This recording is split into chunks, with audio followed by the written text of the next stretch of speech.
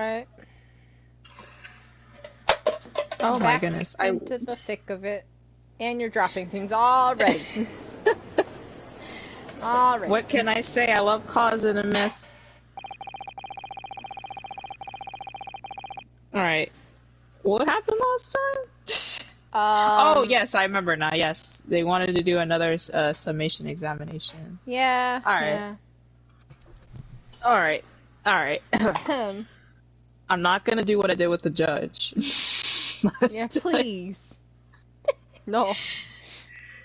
I have considered the defense counsel's request for a further summation examination of the jury. And I have determined that the court must uphold the defense's judicial rights to this procedure. So, counsel, why did he do that? Is that necessary? Everyone was already listening to him. No, they have to go and listen again. Not paying attention. So, counsel, you'll not proceed with your second... Oh my god, why is that trigger so easy to press? It's very easy to press. I would do that all the time. I do it every single time. Every single time it's streaming. Just adjust your controlling your hands and start presenting evidence. I assume the jury is ready, Mr. Foreman? We are, my lord. Why don't you look at me, Mr. Fairplay, like... looking away. Very good. In that case, I must ask each of you now to state clearly and concisely for the court the grounds of which you find the defendant guilty of this crime. Oh, we're going back and forth. Guilty, not guilty. Mm-hmm. As they do. Judicial findings. Somebody's got nothing to do with the case. The accused left behind evidence of the scene, didn't he? These 3 books of his. If there was some novel alternative explanation about how the victim was stabbed, I might consider. Even if the woman was selling books, it can't be related to this crime if the window is closed, can it? Deary me, it was only a little book. Hardly life-threatening even with a direct hit. Look, I just want to get this over with. If I don't bring home some pay tonight, I'll be in a tidy bit of trouble. Come to think of it, we had a fire at home a while ago. It gave me the sneezes. Okay. There's like 3 people talking about something unrelated. Like, this man's talking about sneezing. I had to sneeze, my god. Yes, considerably more tangible arguments from all members of the jury this time around, it seems. Even he knows. Even he knows. With one notable exception, of course. Oof! Don't call him out like that. Why are you talking? He doesn't usually speak. My learned friend was unable to find fault in the previous witness testimony. Okay. So, the court must accept the fact that it was indeed the accused seen fleeing from the scene. And, moreover... I mean, did we ever deny that... Okay, well... Okay. Alright, dramatic as ever, I see. Go ahead. No one else was even at the scene to commit the crime. Okay. I don't think at any point anybody denied that Soseki-san was there. You're just trying to say that it wasn't him that did it. Like, it's just that easy. Oh. Well, if the eyewitnesses are correct, it would seem as if the conclusion is somewhat set in stone.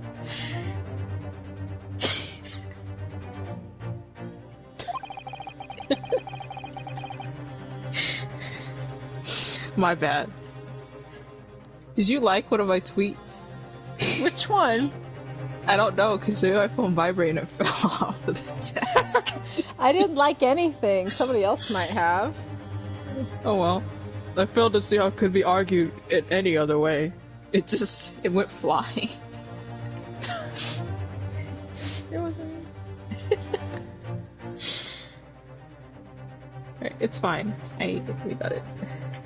I have to mute my notifications, so...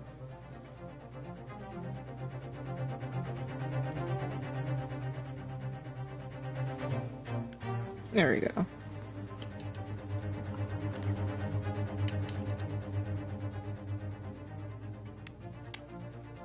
Did you read this? I'm sorry. I did. Where are you right now? I'm at zoo. That means, I'm afraid, that during this summation examination, it's essentially that you establish some other tangible explanation for the facts. But how? What would we even constitute a tangible explanation here? Isn't it obvious? Who stabbed the woman and how? Those two details are all you need to provide. Simply give us a name and a method by which the attack was conducted.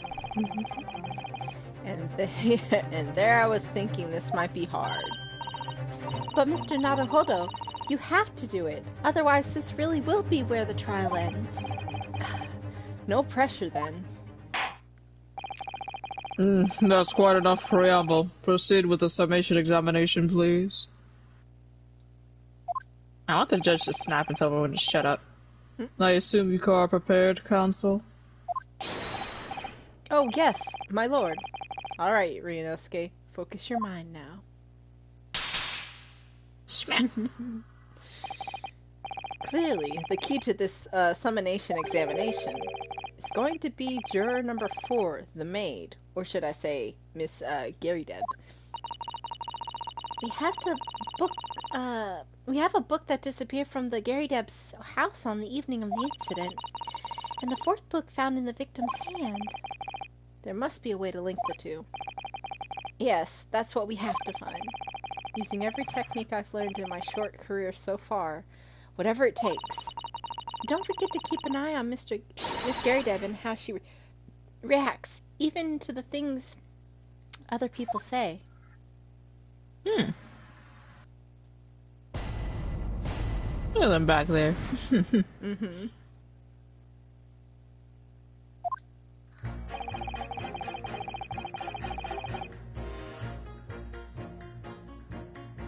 Okay.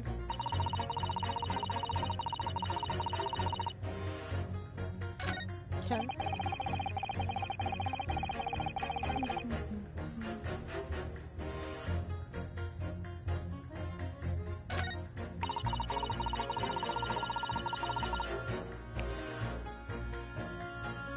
They're really jiggling.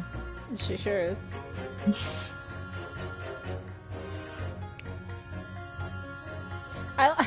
Okay. I like how she's like, dear me, it was a little book. Hardly life-threatening, even with a direct hit. And then he's just like, even if the woman was throwing books, it can't be related to this crime if the window was closed, can it? She's and just then these books. two just really, I don't... We had a fire at home a while ago. Gave me the sneezes. Tell me about your sneezes, juror number 6.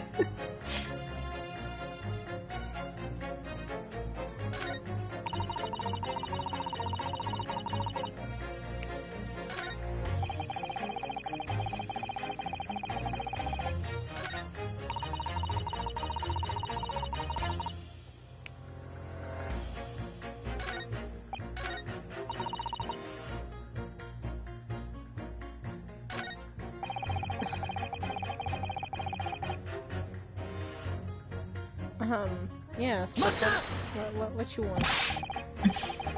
But as we know now,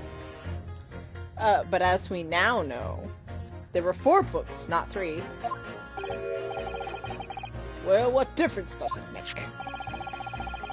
There's every possibility that the 4th book is in fact belongs to the defendant's landlord. Yes, that's the part I have a problem with. Sorry? Well, at the point the woman was stabbed, this landlord fella was at the house, wasn't he?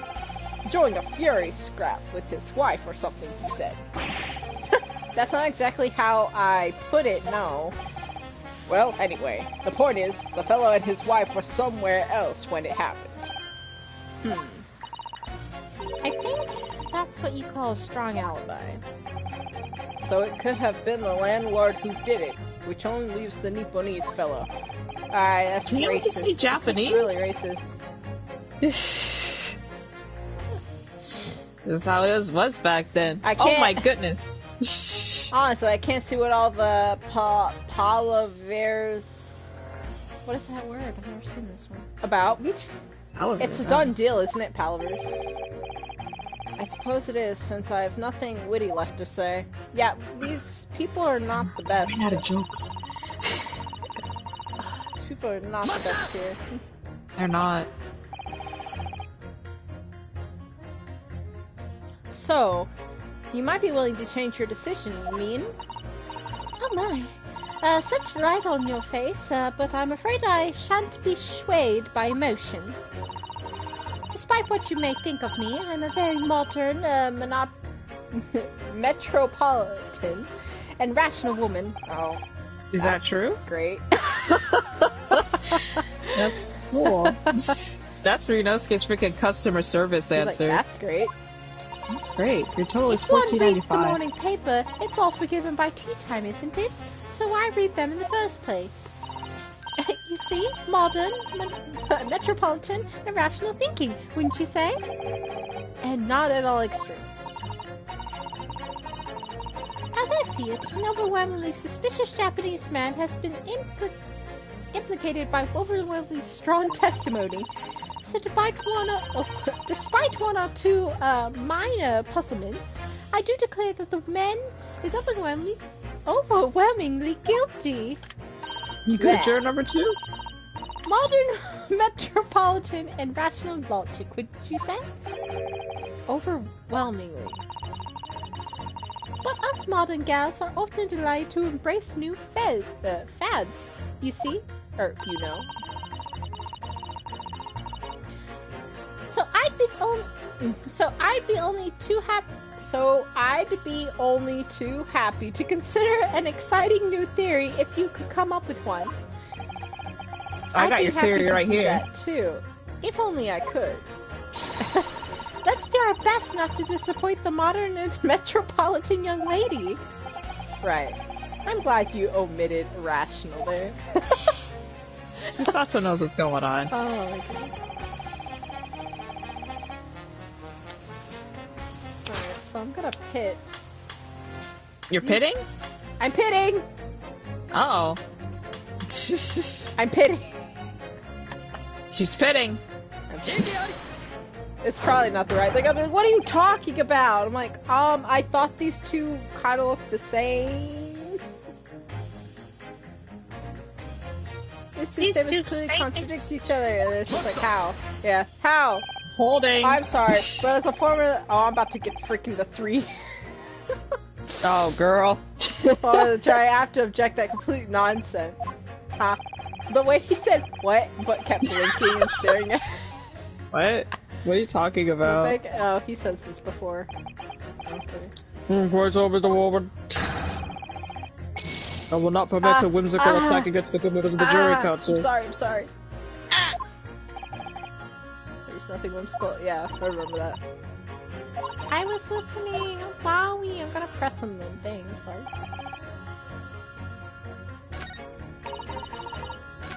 I have to press them. Oh, battery low. Dual shock boy battery level low. But what about the possibility that the window was open? Oh my god, I keep dropping it. What about it? I mean, there's just no way it could have been. Forgot. The way you voiced him right there was like, whoa. Whoa. I forgot what he sounded like. I forgot my mind's eye vision of him. How can you be so sure? I have like short-term memory, I guess. The prosecutor fell over there said it earlier, didn't he? Winters in London are no joke. You don't want to invite that sort of cold indoors. Okay. Oh no, that window wasn't open. Us Londoners like sitting by the fire and staying warm, see?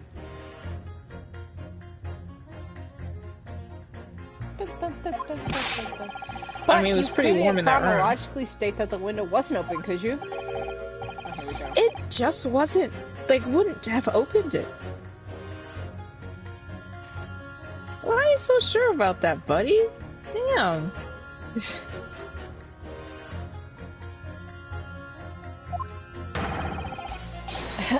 Then what's the point of even having windows? Ryunosuke, come windows, huh? Council, you will kind of refrain from childish bickering. Oh my god. Oh, Aw. sorry. Somehow I need to show there's an undeniable possibility the window was open. Ryunosuke got carried Because the this fuck man away. isn't going to budge otherwise. Oh my god. Well, there you go. Well, there you don't go, pretty much. I'm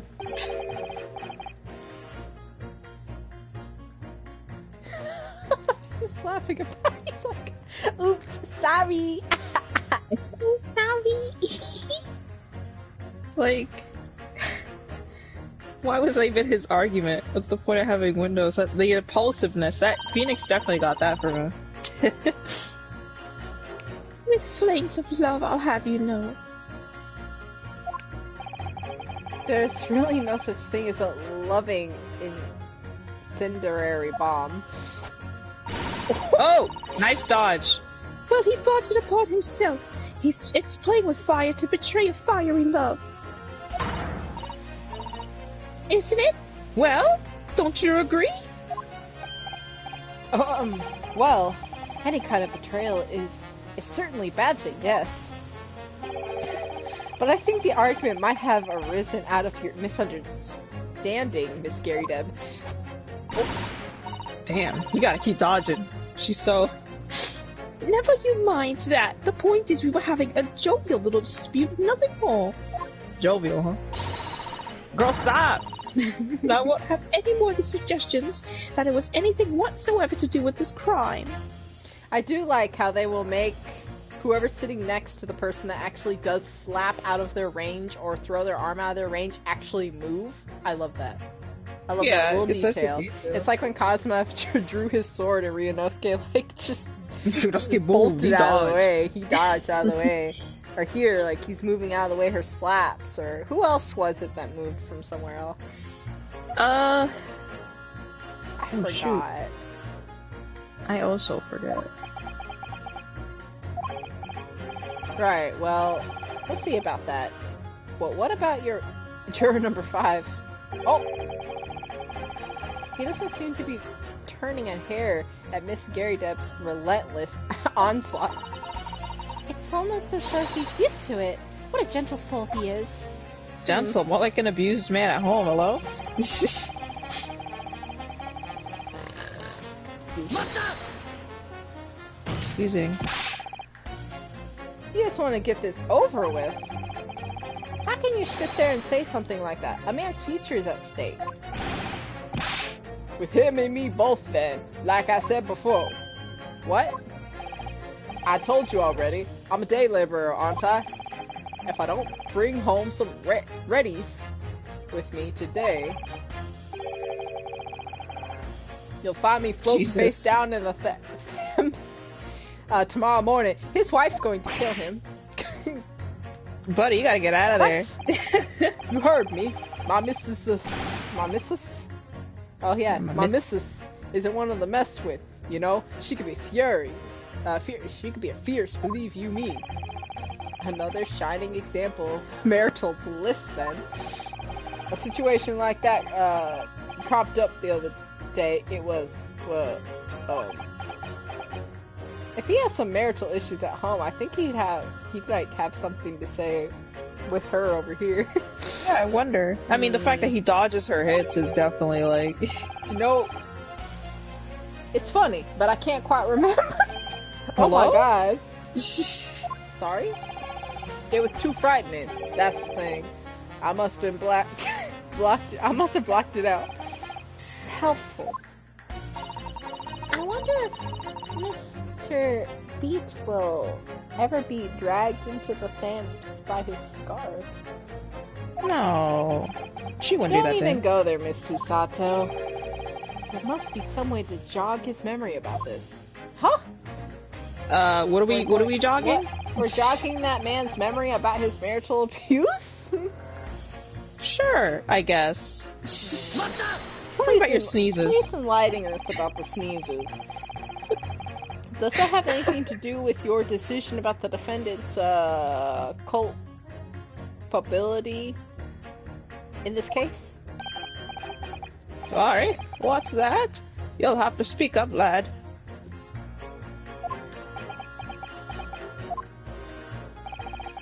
Could you tell us more about the fire? He wasn't going to.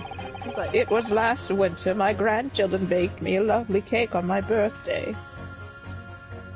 oh boy. It had 75 candles on the top, it did. What a sight to behold it was. Dangerous. Happy 75th birthday.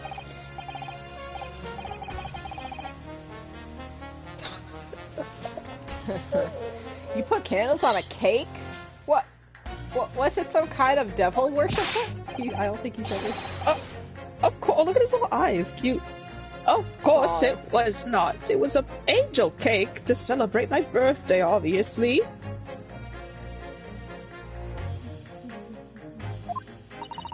It seems that's a common custom here in Great Britain, Mr. Naruhodo.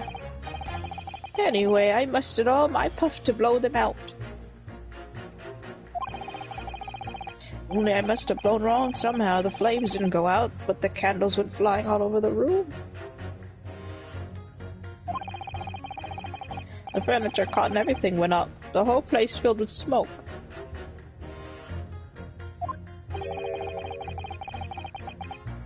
Definitely sounds like devil worship to me. You know, say it's And had by enough. the sneezes, I presume you mean a cold? But how did you catch a cold from a fire? It's simple. What a fiasco it was. The grandchildren, bless them. They threw water over me as they tried to put out the flames. Stop!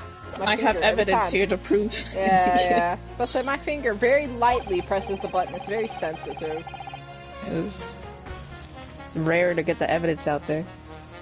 And then, because the whole room had filled up with smoke, of course,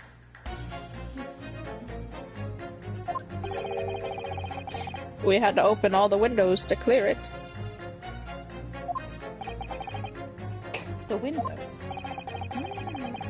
The biting winter air rushed over me like the devil dancing on my grave, it did.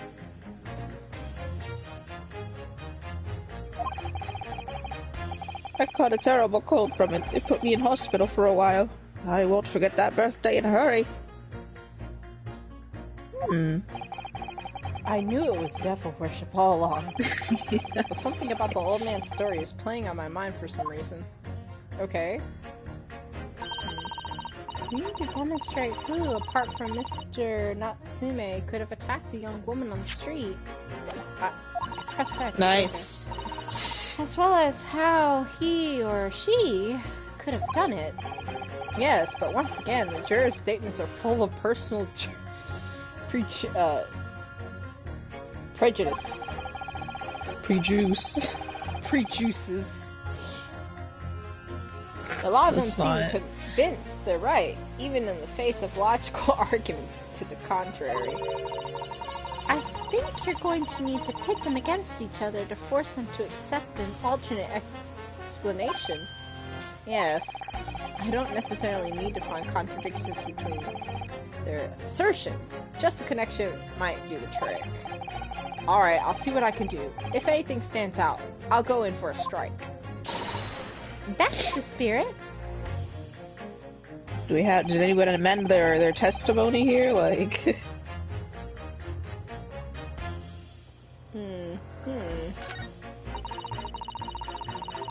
yeah, she doesn't seem open for anything, actually. I don't know. Nah, not really. She's like, I might reconsider.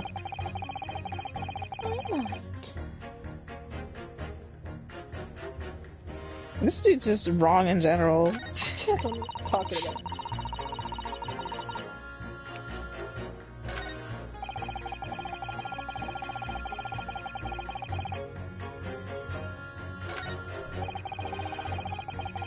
You've changed his.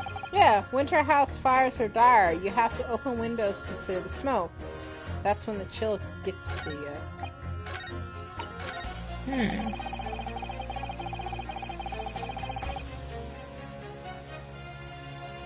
I mean, this one maybe, with the other guys, because he's like, throwing a book, but the book had, I don't know about the fire though.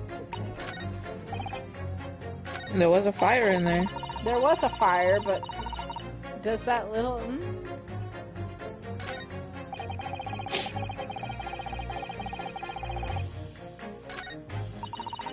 These two over here don't really... Honestly, especially Fairplay, he's not gonna change his mind. Yeah, I don't... He's just like, he's got an alibi. Okay. Whatever. I just don't want to lose one of my things again. I'll probably... Alright.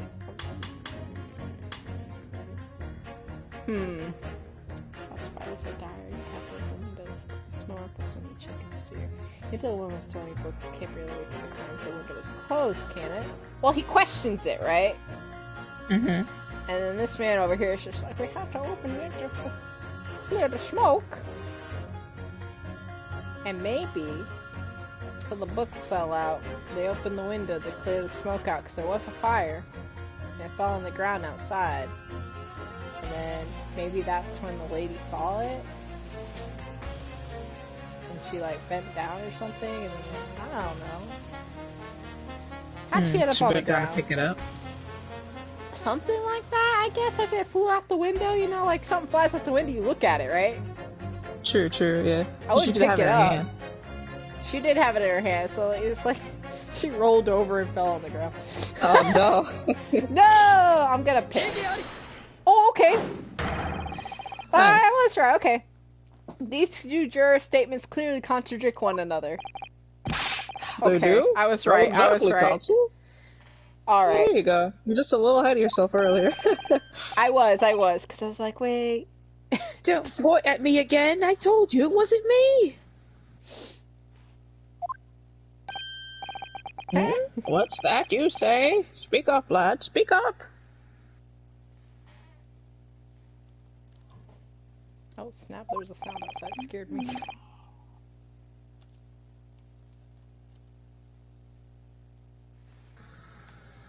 Juror number 3. Do you see? Do you see? Oh, me? See what, sir? Usually.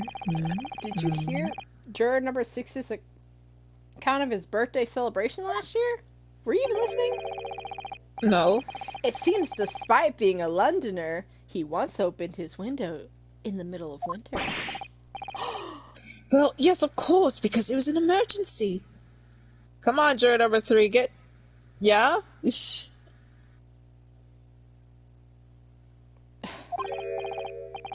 I mean, obviously, if the room was filled with smoke from the fire, then you'd be mad not to open the... Oh! There we go. Here we go. Exactly. Yes. Wait! every time. Look, Noski's gonna stop doing these because of this. I did not come here to the court to be sexualized. On the day in question, at the time of the incident, there was a fire in the Garydeb household, and Mr. Garydeb had the following to say about it. The whole place filled with smoke. Yes? Oh my god! Juror number 4, do you have something to say about it? She was drinking tea like there was no tomorrow. Oh my god. My finger. Look at my armband, please. Jennifer. Yes. Oh. Are you thirsty? Girl! Miss Garydeb. Oh, dearie me!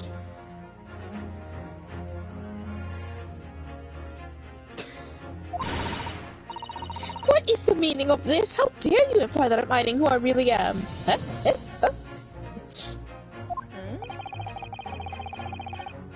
It's imperative that you confirm something for the court. So please, it's time to drop the pretense now. He's like, What is I am it? done, I am tired. I'm done with your games. I've had it up to here.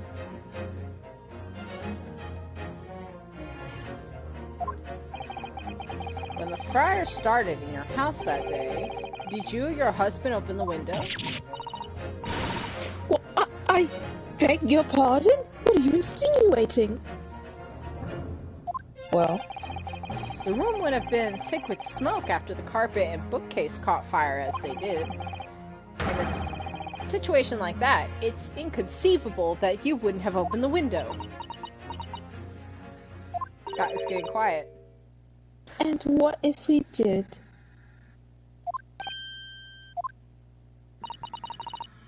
Oh, alright then. Yes, you're right.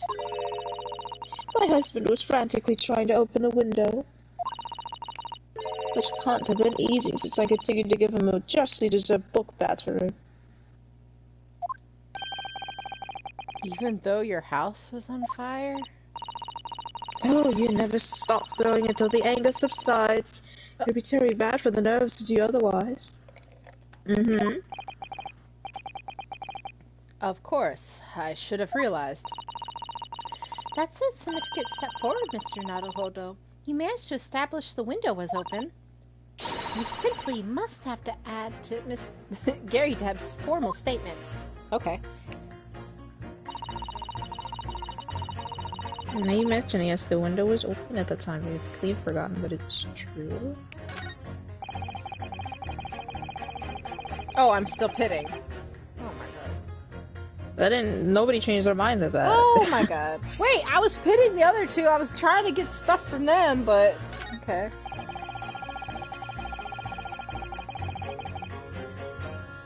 Okay. I guess. Now you mention it, the window was open at the time. I'd forgotten, but it's true. Okay. Where did he change? No, he didn't change his mind at all. Whatever.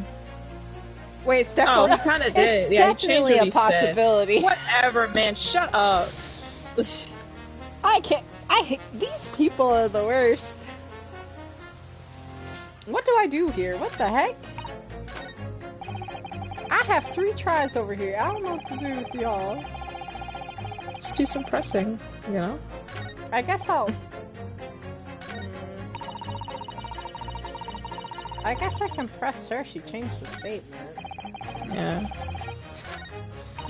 I guess. The 4th book was found at the scene of the crime shows very obvious signs of fire damage. And the title of the book is The Lion Pride. The same title, in fact, as the book that Mr. Gary Deb told us he had been reading. Why is that surprising? Well, I couldn't really say. On the day in She's shocked. question, did you or did you not throw at your husband the copy of the Lion Pride when he had been reading? Girl, did you? I did. It was the first thing I could lay my hands on, so I hurled it straight at him. Now you come to mention it, yes? Oh, he was rather enjoying reading it, you're right. Why did you not reveal this information to the court from the outset? Whoa.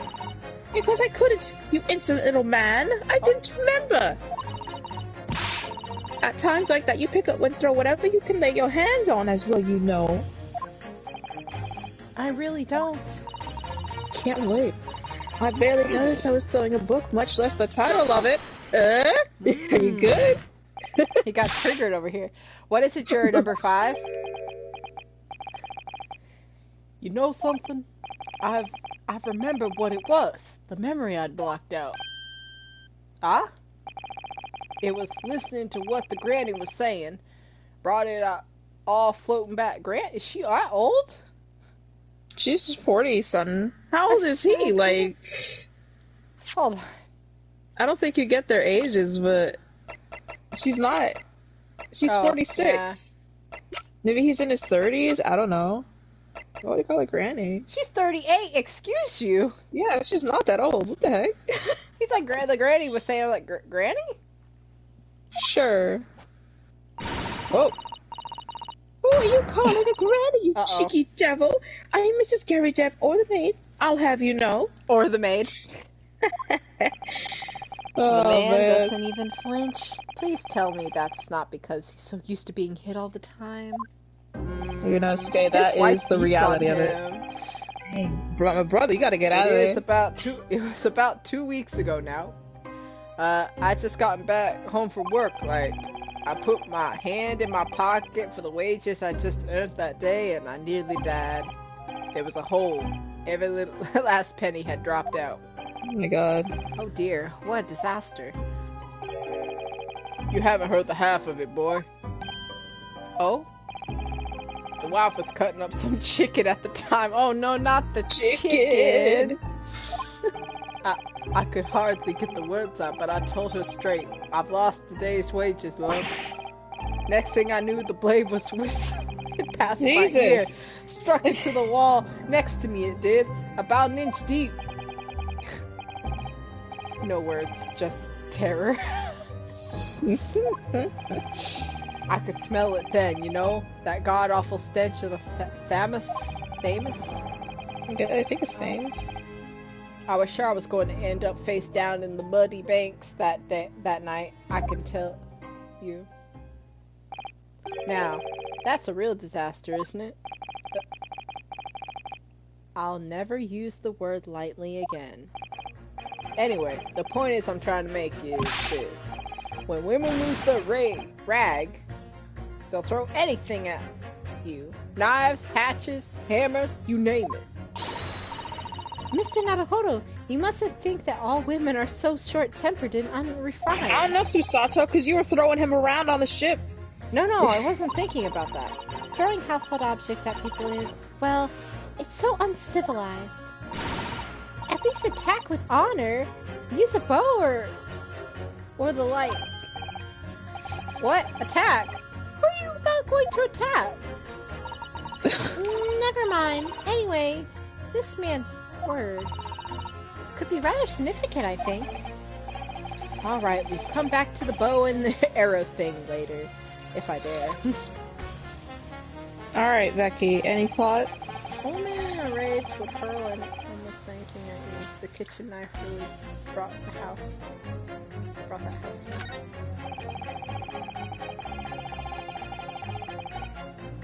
me. Any thoughts?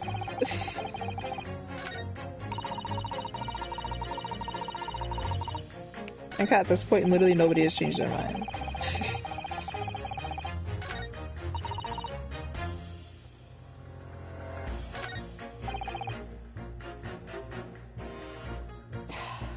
I don't know. Ow.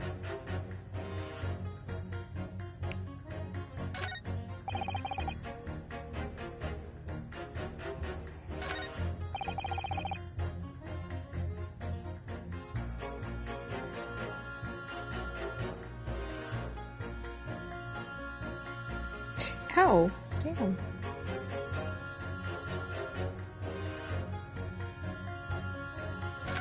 Huh.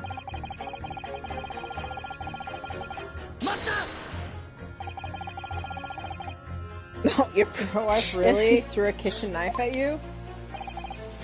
That's right, she was chopping meat with it. Had a tidy edge on it. Tidy edge on it, believe me. Still, it's all memories, isn't it? It started with that smile she threw me when we were courting. And since then, list of things she's thrown at me has grown along with our relationship. There was a cup, then a glass, then a pipe, a kettle, a chair, a wardrobe. A wardrobe? Hello? A cooker, a bathtub! Your wife must be even beefier than you. And things come to the head last week when she threw She threw me right into the face. I never pressed this. It's funny. Still, she's not as bad as when she's calmed down. She's a little sweetheart, really. I'm so happy for you. If you want to know what I think, I think this whole idea of ladies first that we're so obsessed with in this country was thought up by some clever lads who've been tossed in the Thames many times by their wives. Are we getting too personal? That's Very very interesting theory. What a terrible thought. On the face of it, this juror's statement just sounds like a really extreme. What does that say? Anecdote. Anecdote. Okay. But I think I might turn out to be an extremely powerful weapon. A weapon I might be able to use to make the jurors accept an alternative explanation here. Say all but say, use this juror's statement in particular. Did he change it? Hold on. He didn't change it. There I go. I meant to go back. So the window was open when the Gyarados were arguing that day. Yes, Miss Gyarados had finally admitted to it, which is a very significant victory for the defense. I feel like the fog's starting to clear. An alternative explanation to this case is starting to show itself. Maybe? Maybe. At least you know that Ryunosuke all but said that juror number 5's statement is to be used. So you got that at least. Yeah. Whoa. She just... What if she got knocked out by the book that freaking flew out the window? Well, how'd that knife get in her back? Like, was it just in there? I don't know. That's the thing. Like, where's the knife's tip? That's the thing. There's still, like, the broken tip here. Mm-hmm. So, like, I haven't seen that pop up.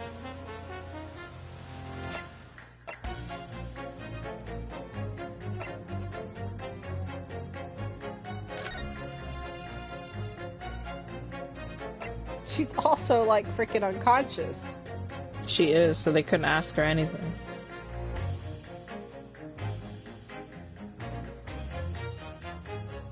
Knowing this game, if she wasn't unconscious, she would probably think it was Soseki-san, because she'd be like, I didn't see him behind me. Because he was walking behind her, so she probably would have been like, oh, he did it, for sure. Because he was walking behind me, I bet.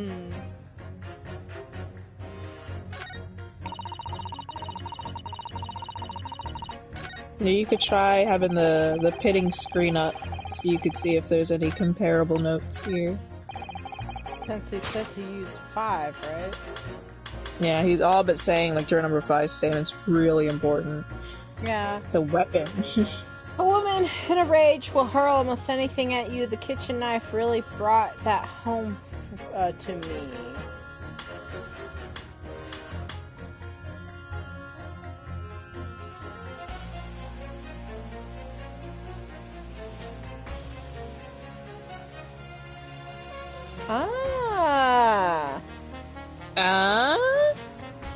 She said she needs an alternative explanation about a victim being stabbed, and he's like, a woman in a rage will hurl almost anything at you, and he said the kitchen knife.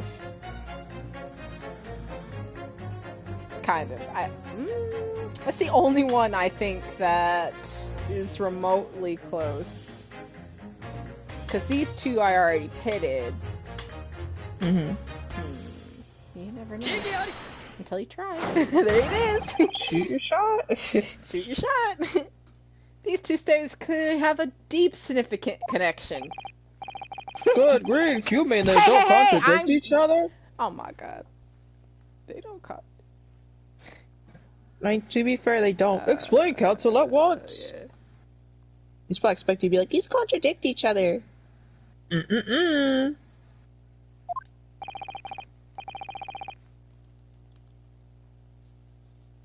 Juror number 2, do you think perhaps we could, like, hold hands? Hey, wanna see my, Nice. I'm gonna get in trouble if I show that. I got, like, 3 things. Juror number 2, do you think perhaps that this could be, one such novel alternative? Oh my, whatever do you mean? An alternative explanation as to how the victim was stabbed in the back? What are you talking about? we've demonstrated that the fourth book, The Lion's Pride, that was found on the site of the crime...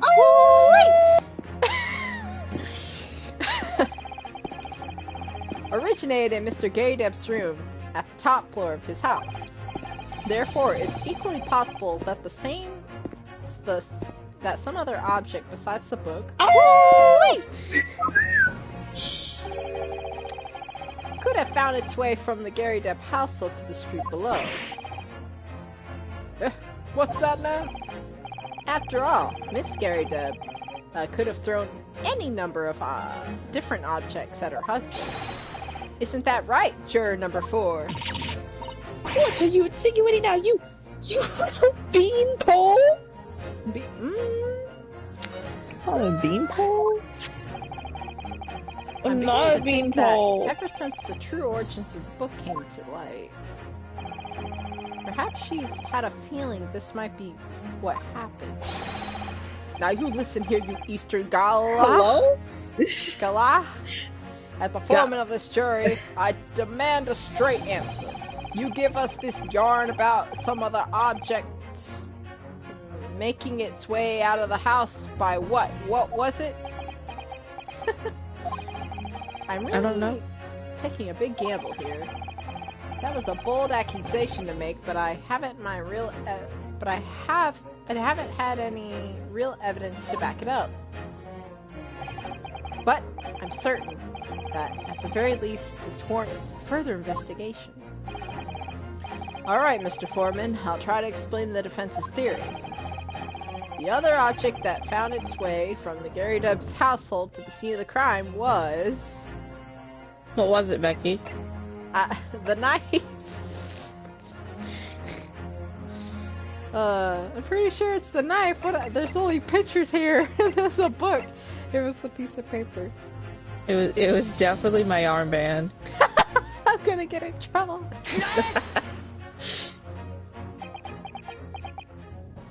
Oh, it got quiet. That's how you know you. Right? When you don't pick the right answer, the music doesn't stop, but when you do, the music stops. I wish the music would just sound bad, like when you...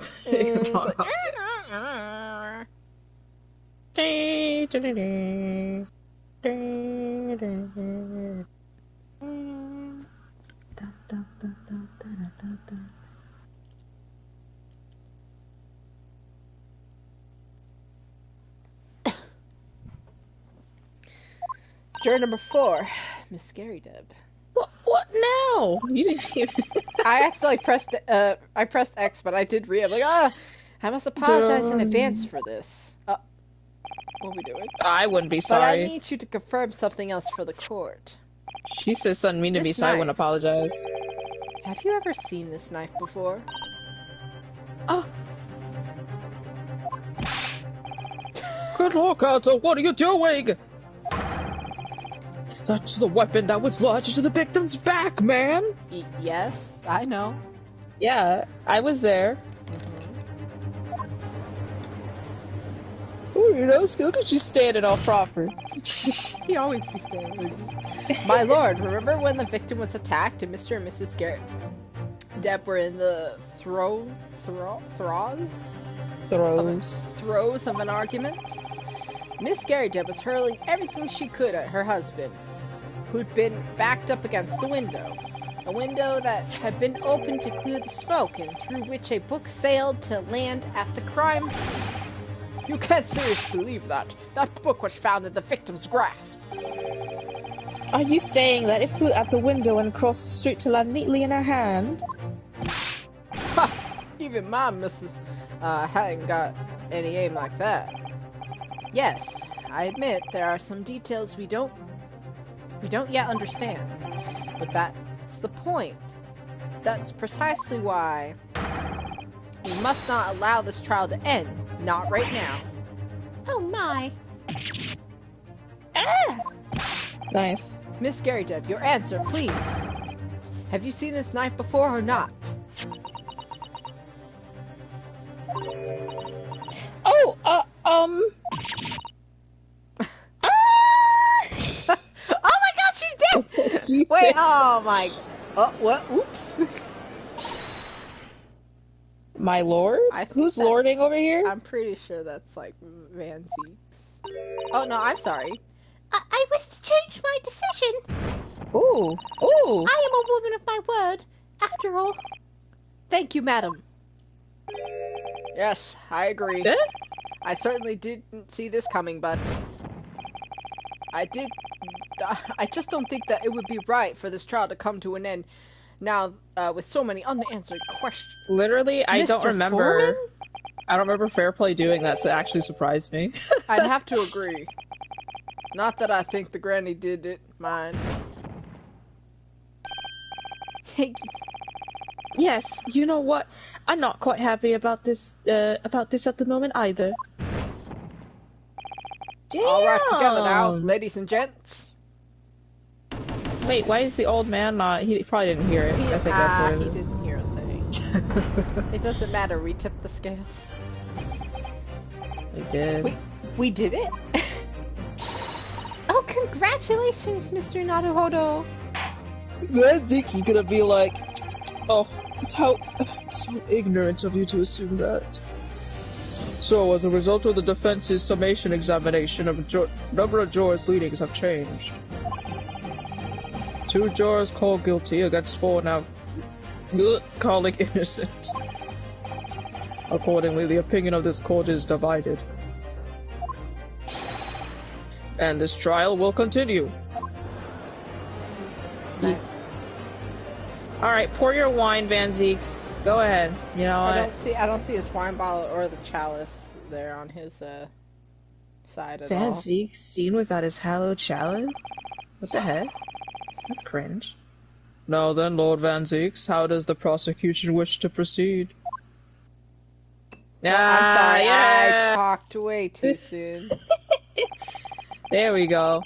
This trial is rapidly descending into a farce. Oh, Oh, the hits! ooh, hit it! Freaking bottoms up, up, every single day. Like a cork to wine, the first sips are bitter enough. Oh my, Why don't you... Oh my god. Why don't you finish drinking it? Why Huh? don't you fit? You are wasting pure wine over here. How dare you? Oh shoot! Oh Well. my god! But what follows is so repugnant and good for nothing save for the gutter. Yeah, I don't. If I may, Lord Van Zeeks, the defense has just put forward a credible alternative explanation for what happened. He just spoke back to him. He did. Credible. That's something. Yeah. Credible. Is that your considered opinion, Mr. Foreman?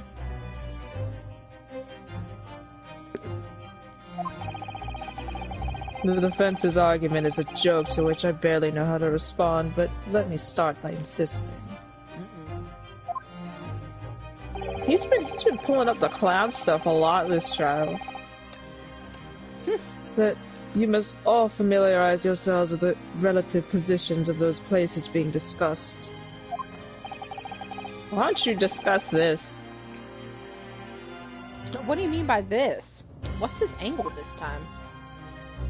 Oh, what are we looking at here? It should already be more than apparent that between the crime scene and the Gary Dip household runs a rather wide street, Briar Road.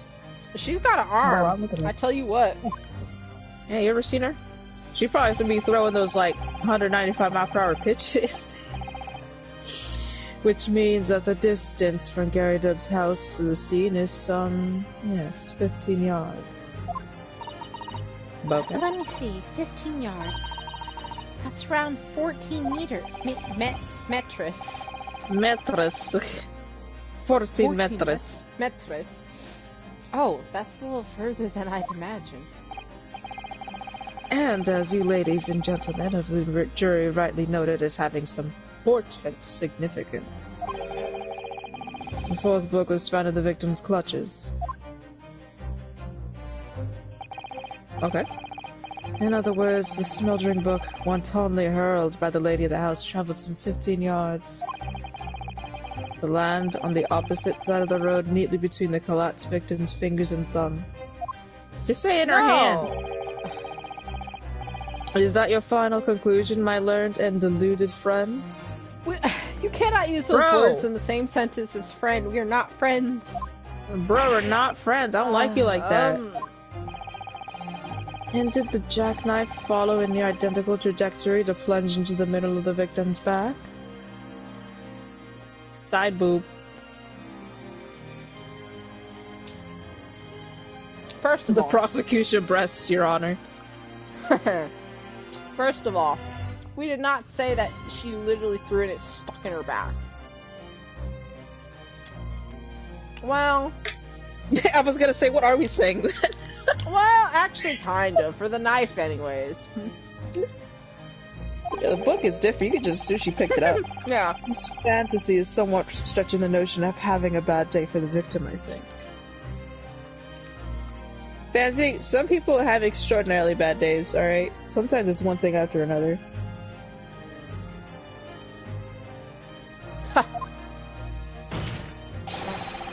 Even those pathetic serialized detective stories have more believable plots. He's mad because I just went, Oh god, Ryosuke with the BLJ.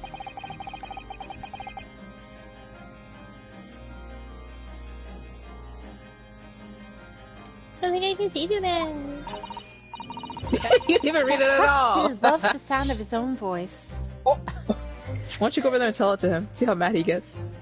There's nothing I can say to that because all I thought was like, ugh, and I thought it was ... and like, for some reason the blue and did not register. I thought he was just literally not just saying anything. Mr. Sato.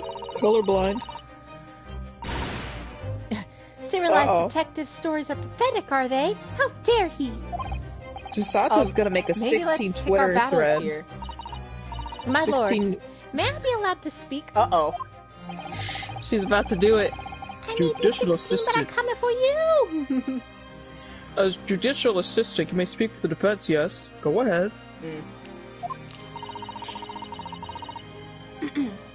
The prosecution may consider the idea a fantasy.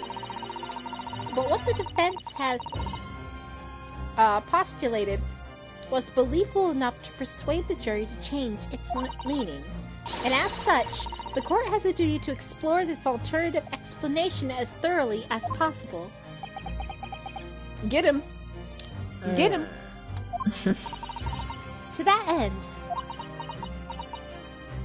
What's wrong? What's wrong? Juror number 4, Miss Joan Gary Deb.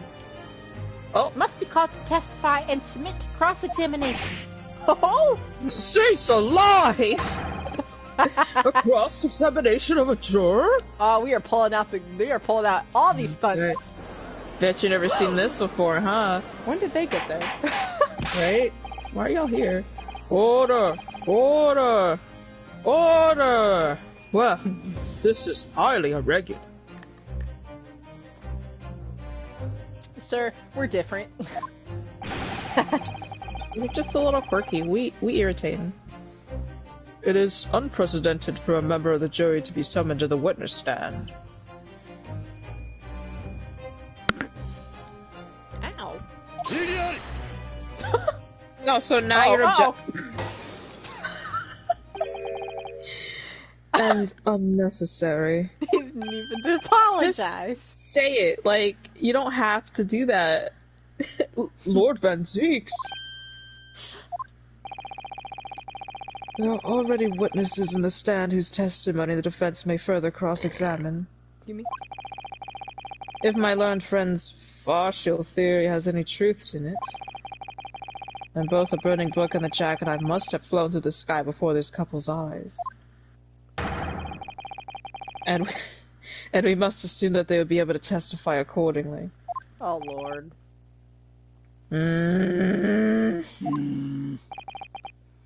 What say you, witnesses?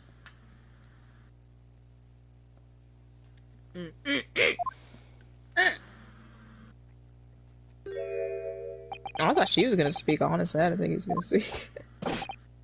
Yes, sir. Constable Roy Lee Beat, reporting for duty, sir. Oh, he's quick. Did he get his rest? Well. Good morning, officer. I guess you got a lot of sleep. You Sir, good? for dozing till now, sir. I haven't slept for a month on account of the God. civilians who appeared on my beat, sir. Oh, they are so heroic, these London bobbies. Patricia, my darling, I've been neglecting you. No more. But no more. Oh, Rolly, my hero, you make me swoon. Okay. Freaking. Very well, I hereby reject the defense's request. Dang! Ouchies! Oh. Oh, And order the witnesses in the stand to testify again. Why? What are they gonna say? We're too busy sucking each other's lips to frickin' see anything. State forthwith before the court any details pertaining to the defense's alternative explanation of events. Yes, sir! Alright. He's just like kind of awake now. Yeah, get out of sleep. Take a little nap. Oh, there he goes. Oh, it's faster. We're getting to the beat of things. Ooh. This case has nothing to do with me, with Mr. and Mrs. Gayden. Believe me, a London Bobby is good for his word. You see, sir, the window on the top level, the top floor of the Gayden house was, top-hinged casements. Obviously, if anything had been thrown out the window, you would have seen it. I did leave the scene to go fetch help, but my trusty Rolly was there to make sure nothing was disturbed. Okay. I didn't take my eye off the crime scene for 1 moment, sir. Nothing strange to report on the front, sir. What? That didn't... Okay, that was great. Well, this is quite startling. Top-hinged casement windows. Honestly, the detail last was time not I in the looked at the windows, there weren't any windows. They were bricked up, actually. Nah, they had windows No, on no, that they floor. had windows, but it was like the other part didn't. yeah. It was just like bricked over. The window tax. Oh boy. That detail was not in the police report, Constable. Does it matter? It helps your case, Vanzi. It does, it really does. Oh! Oh, yes, I'm sorry Oh. about that. I must have been a little drowsy. Ooh. You cannot excuse your sins with drowsiness every time, Constable. No, sir! Sorry, but... What exactly is a top-hinged casement window? And you? No, please, I just want to know. You cannot excuse your ignorance of such trite remarks, my learned friend. Of course. Sorry. No, don't apologize. I found it, Mr. Naruhodo. Cast your mind back to the windows in Mr. and Mrs. Garydub's room. Alright, I'll try. My photographic memory... You know, Skye, open your third eye. So the window opens in order to allow air to circulate into the room, or house. But, as it's a top-hinged casement window, it swings open along the upper edge, you see? I'm glad you've rectified your ignorance. The casement window's most prominent feature. They act like we live here. Right? Yeah. It's my second day. Dang, yeah, what the heck? 2 days we've been here, Vanzi. 2 days and you think I know what a was window looking at is? window? You think I was looking at windows? We have screens. Got screens open? You had to be there. I bet he wouldn't last a day in Japan. I got your number, Vanzi. And its stay, a metal bar which prevents the window from being opened beyond a certain amount. Dang, so if there's like a real fire in there, you out. Like, you can't get out that house. It's a wrap. It is a wrap. You're done. It prevents it opening? This is all news to me. Absolutely correct, sir. In other words, if a book or knife were to have been thrown through the open window, it would have clattered against the pane and fallen straight down to the pavement below. No. You see the problem then? Good. Your education in Windows is complete. You didn't even help. There was never any possibility that either the book or the knife traveling 15 yards up the road. That is, unless the window pane had been shattered, something we've discounted already. That can't be! You're gonna go the backwards long jump. Do you see that, Roly? That young Japanese man just collapsed in agony.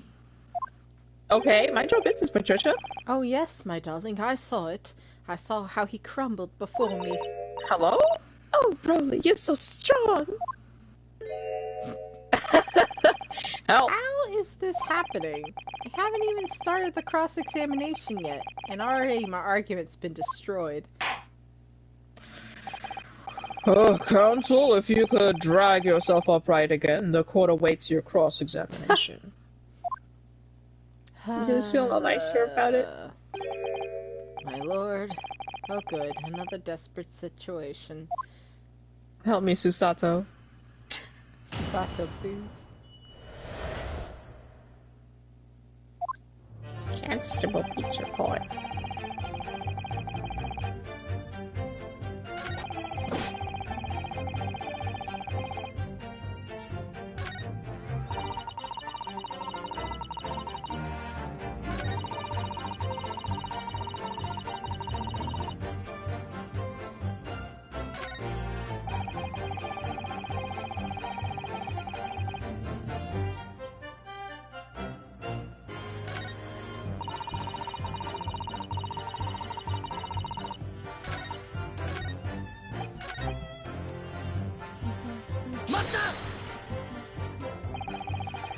How can you say that for certain?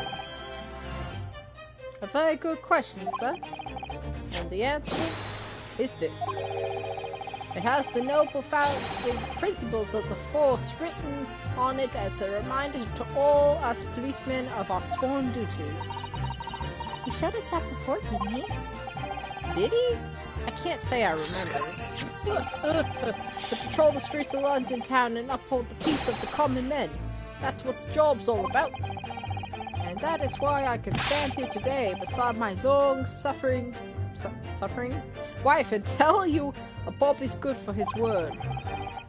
While rubbing my tired eyes admittedly, sir. Oh, Roly, you're so manly.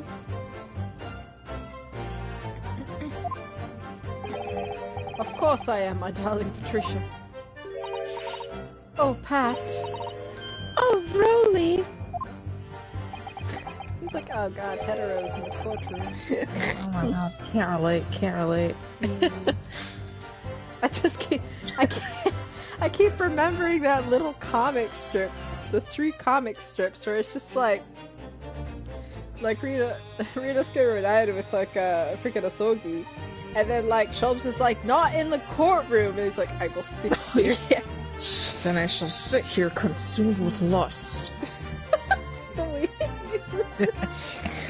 That was too funny. I just remember. I just can't get it out of my head. It's really funny. Rent free. Can't believe they can do this, but Asogi can't. Freaking baited. I bet he would have been doing this. Yeah. Oh, Naruhodo. Oh, Asogi.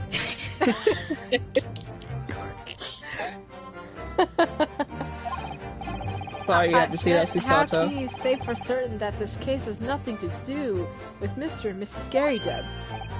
Oh, I see, sir. You should have said so earlier, sir. Oh, immediately. Yes, Very quick. So, could you answer the question? That was a waste of time, then. Immediately. Oh, man. Absolutely, sir. I will answer to the fullest of my ability, sir. There's a surprising reason why Mr. and Mrs. Garydeb's domestic dispute can't be related to this case. Then go ahead and tell me. But before I get to that, sir, just one thing. Yes? I'd very much like you and all your courtmen to understand the great British institution of Scotland Yard. So I hope you'll take back some tales of us London bobbies and how we uphold our guiding principles. Gotcha. I wasn't planning on going back just yet. I've only just arrived here. So to the end, sir, I'd be happy to lend you my waltz card for your persuasion. But I must warn you, you won't be able to get through it without shedding a few tears. Thank you. I'll try. Oh, we get to look at his thing now. Hold it. I want to look Gander at that. Let me look at it. You shouldn't have done that, boy. I got too big. A policeman will strive to preserve the peace within his allotted beat. Patrolling officer is expected to walk 20 miles. Oh, right, he did read this, I remember. Community relations. Any crime fall under the jurisdiction of the beat is with which they are discovered. When a crime is discovered on his beat, a policeman must assist with initial investigation and help detectives. Oh.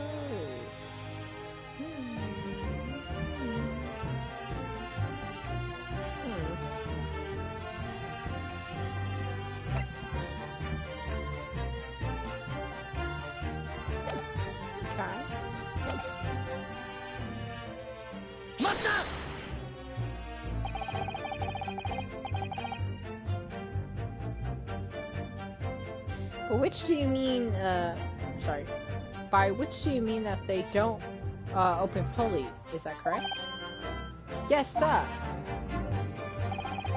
They're just there to allow a bit of air through the house, you see, so they're restricted as to how much they open. And therefore anything thrown out the window from inside the room would simply strike the pane and fall to the street directly below. So for clarity, allow me to mark the map. We don't care about you marking the damn map, Antiques. Here's the location where objects would have fallen. What if they rolled, huh? Yes, directly opposite the scene of the crime, on the other side of the rather wide road. Would it have been so hard for somebody to mention this top hinge casement thing before?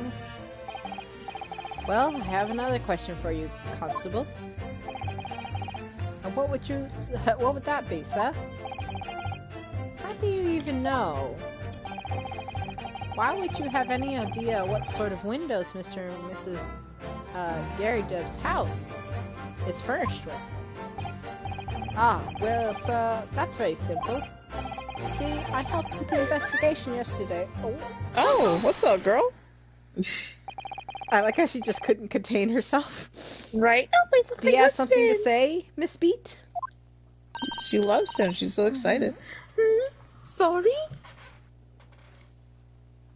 You got something to say, girl? You look, well, delighted. Is there some particular reason for that? Oh, I was just remembering, that's all. We really were so lucky. Okay.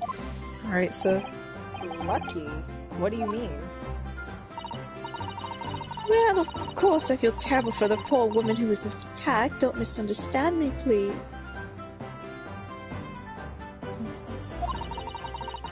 But we were just so lucky it didn't happen on Rolly's beat. It was so close, you see. Oh, Is that so? I hadn't realized. Oh yes, that street Briar Road, that's the boundary between Rolly's beat and the next one. The boundary, you say? I know all about that. We know all about the boundary. We got some history with the boundary, Patricia. You wouldn't get it. You had to be there.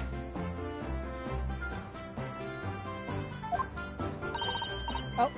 Isn't that right, my love? Uh-oh. You good? I thought you were all real rested. Constable Beat.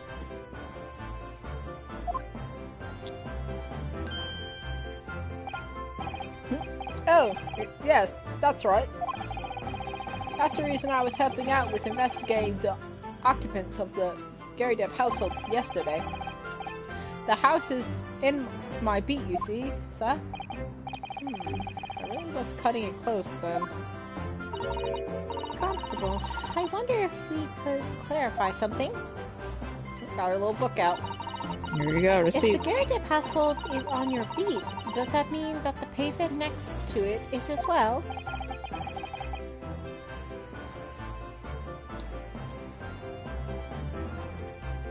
I am not Rolly. No, I know. I was just... I was thinking. I was like, Because I was thinking about, like, so I was like, would the whole street be in his possession then? What else do you see? Outside, Miss Gary Depp's house? Yes, ma'am. The pavement on that side of the road is part of my beat. I The see. payment is his. I was unaware of that. Just think if the woman had been attacked just on the other side of Briar Road. We would have never have been able to go for that meal to celebrate our wedding anniversary. But that's the life of a Bobby after all.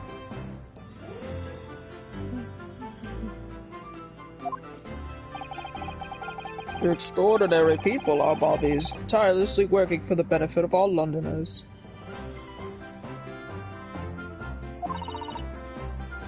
You know what I think? I think it was the good Lord's way of rewarding my Rolly for all his hard work. Don't you think so, my darling? That must be it, Pat, my love. That must be it. I think perhaps we should make sure we have that information officially on record. Oh, Leave it to me, Mr. Naruhodo. I'll take care of it immediately. alright. Ah. Pavement Give me more of the- was found, so the speed, the border of which run down the middle of the road. Okay. And now it's my turn, I think.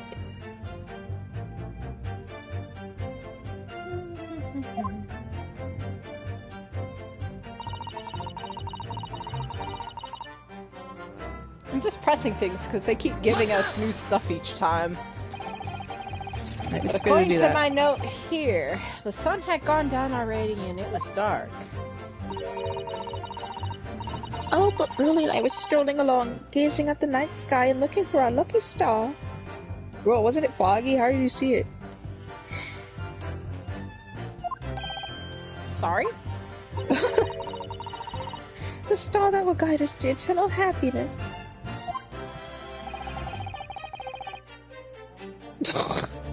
Can't I guide you to answer the question? He's very smart. He's got like a smart attitude. doesn't he? Yes, yeah.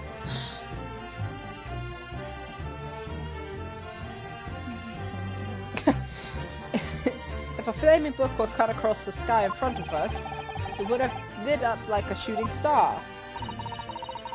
And if I'd seen a shooting star, I would have made a wish upon it. Let Rolly be inspector, I would have said, 3 times at least.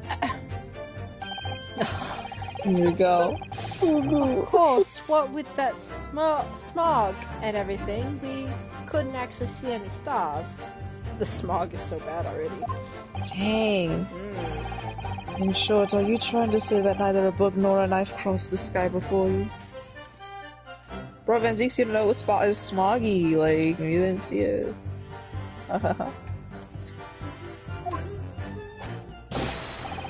Yes, sir, that is correct, sir. As sure as the night sky in London is starless, sir. Certainly seems like they're trying to, telling the truth. And then we saw the poor woman fall to the ground, so we ran over there to help her.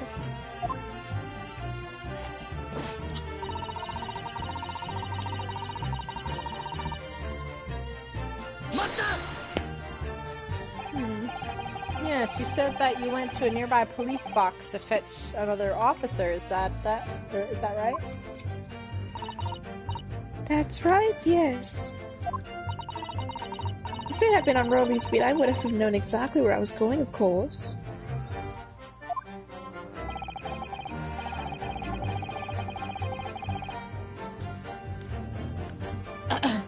feel bad, my love.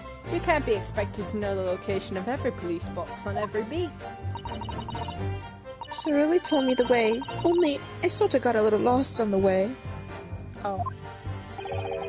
Patricia, my darling, that's why I love you. Your terrible sense of direction is bewitching to me. Okay. Oh, Pat. Oh, Roly. Oh, please. Yosuke, why? Yosuke, I know you're a little upset, but like, hey. Could have been me. So, I suppose I was gone for about 15 minutes.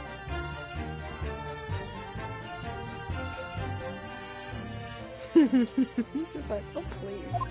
Oh, please. But, like I said, my Roly was at the scene the whole time, making sure nothing was disturbed.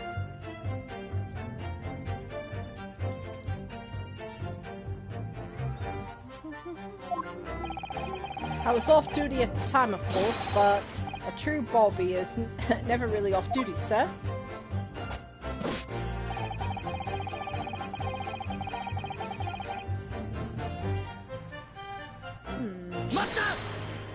Try this one. Let me see. Nothing to report. That's correct, sir. I had my eyes wide open the entire time. Never looked away for a second. Girl. No one else approached the scene and nothing was removed from it. Didn't she say he was falling asleep? Like, asleep in the snow? Right. I can swear to you on the yard's honor, sir. Really? That seems a little strange. Beg your pardon, sir. Strange, sir. Something altogether regular to me. That burnt copy of The Lion's Pride was originally in the Gyarados household. So the question remains, how did it find its way into the hand of the victim? Can you shed any light on that? Light. Seeing as you were at the scene of the crime the entire time?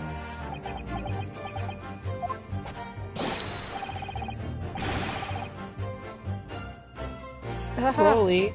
Could it be a different copy, sir? One that just happened to be burnt as well? Even if that were possible, why would the victim have been gripping a book like that in her hand? As you can see from the photographic print, she had a bag over her shoulder. Well, sir, the book was in the lady's hand from the moment we arrived at the scene. Is that so? There's something about that statement that's not sitting right with me. Two mysteries of how the knife ended up in her back and how the book ended up in her hand. There must be some common thread between them. Oh. Can I ask you something? Please, Mr. Lawyer, sir? Here we go again.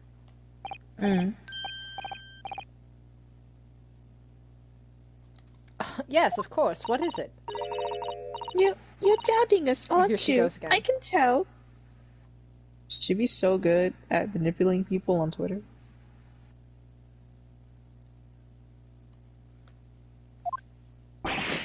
What? I wasn't really... I mean, what's she doing?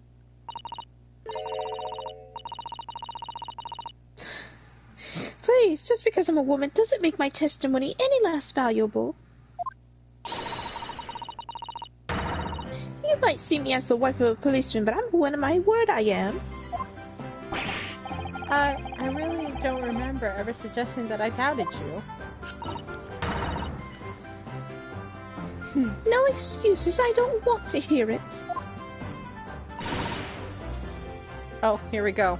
My voice will be heard.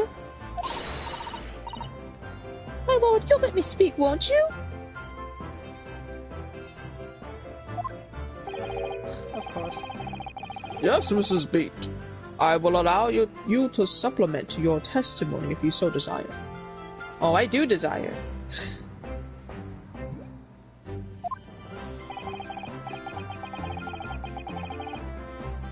Sometimes the path of least resistance is the sage one. That was a very loud mutter. I heard that. That Japanese man thinks a policeman's wife word counts for nothing, does he? Well, watch out, sir. I might let you get away with something like that, but my Rolly won't.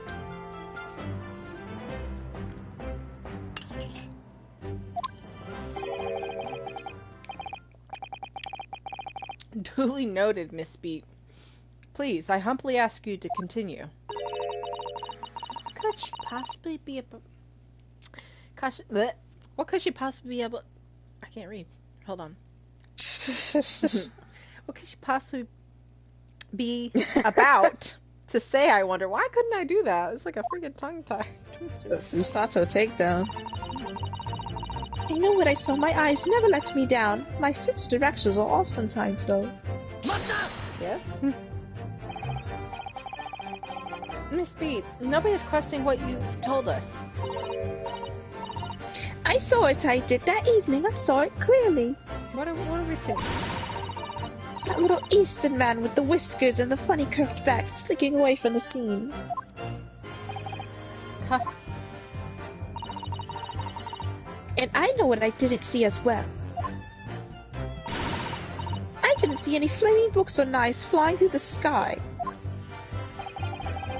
All very clear. You also mentioned something about having a poor sense of direction. Oh, yes, well, that's a little embarrassing, really. I'm always ending up at the wrong place when I made arrangements to meet Rolly. He's ever so cross. Uh-oh.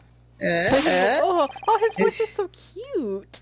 It is, yeah. Ah, Constable Beat, is there a problem? Oh, hold on, give him a second. Ooh.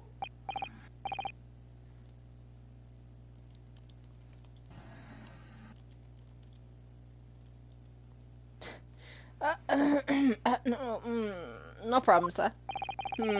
Did your wife's remark just now bring something to mind, perhaps? Oh, well, in a way, sir. Yes, sir. I was just remembering that the same thing happened that evening, is all. You mean Miss Beat lost her way? On the night of the incident? Well, you see, I sent her off to find a police box in the next beat over from mine, but she was gone a fair bit longer than what I was expecting. I thought she'd be back inside 10 minutes, but my darling was gone a good 15. Oh, Rolly, you're such a tease. Come on, Eric, come on. Ah. Not in the courtroom. The reason I was... Oh, that's something. What the reason it was so long was because of the bouquet, silly. Bouquet. The bouquet? Sorry, what bouquet are you talking about? Even he's kind of like, what? Oh, it was a present for our wedding anniversary. Rolly's so romantic. I'm really curious for look at him, he's like, He saved up for it with farthings and halfpennies he found in the gutter while doing his rounds. Yes, how romantic. I'd forgotten all about it till just now. Had you, my darling? Had you, my darling? Oh, yes. What was that? But that was just Uh-oh. between us. Uh-oh. What are you hiding, Rolly? You're talking about to anyone else, darling. You have to promise. Really? Oh. What was that all The about? judge doesn't like it when you Constable lie. Beat looked very obviously troubled during the exchange. I'm afraid I can't offer any useful insight, Mr. Naruhodo. But I'm quite sure that one thing. We have to ask Mr. Beat about the bouquet. Miss Beat, this bouquet you just mentioned. I'd like you to add details about it to your testimony, please. Oh, really? I Yes, there's I'd like a love lot to. of things that they keep Yeah. leaving out. We have to keep adding them in. Their testimony's gonna be like freaking 10 pages long. It will be. What is it, Van Zeeks? Van Can't you Zeeks, see what? we're Are busy? you tired? Are you sleepy? You hear a slight snort like...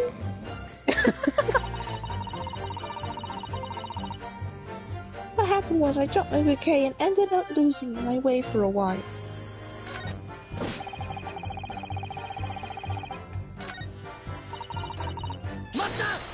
Let's find out about that bouquet. Bouquet. Bouquet. Bouquet. You mean to... You mean you dropped your bouquet on the scene of the crime? Yes, that's right. Oh, I was so upset. When we ran over and saw it was a woman with a knife in her back.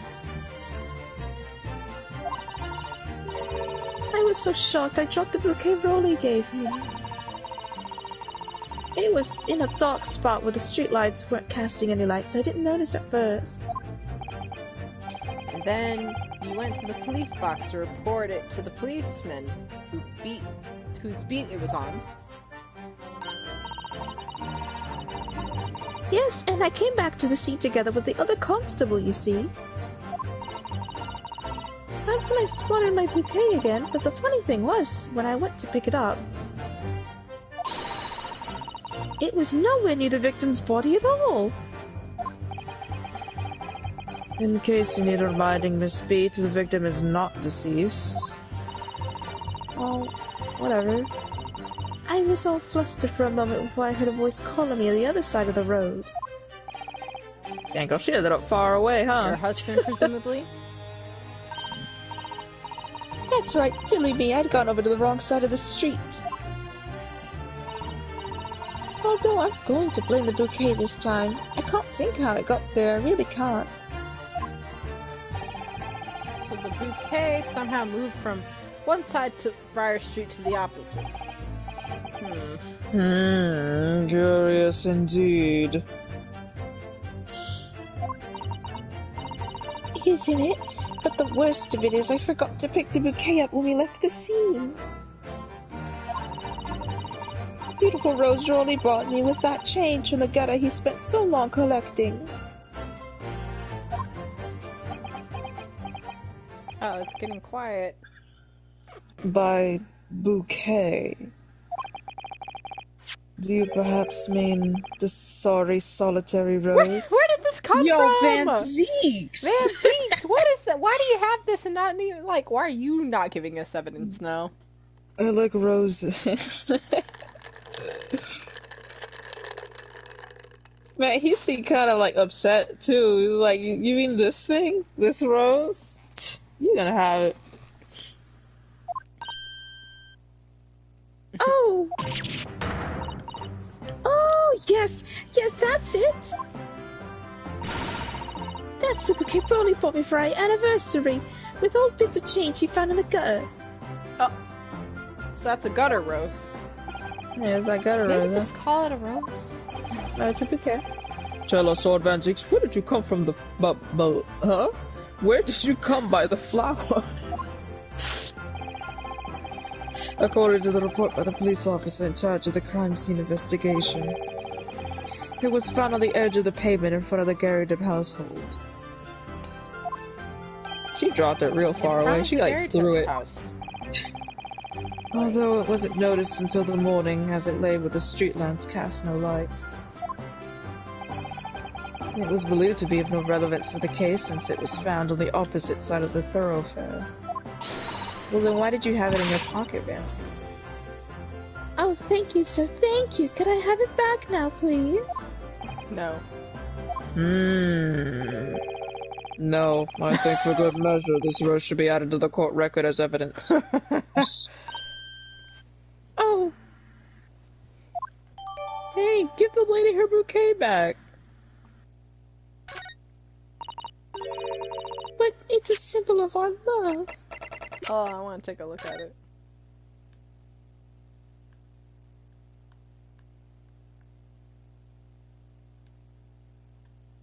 What's going on over here? It's very stylish paper the flower's wrapped in, isn't it? It's literally like newspaper.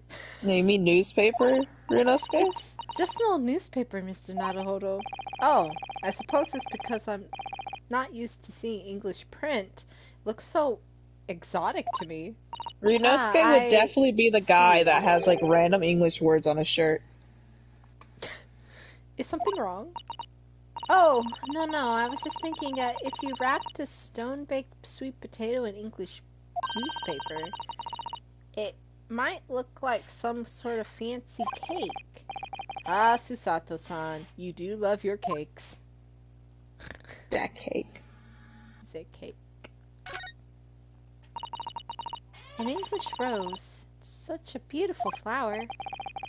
Ah, this is a rose, is it? I've never seen one before. Do you not take any interest in flowers, Mr. Naruhodo?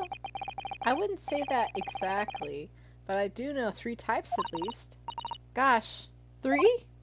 Yes, plum blossom, peach blossom, and cherry blossom. Nice one, Ryunosuke. You're so smart. Wow.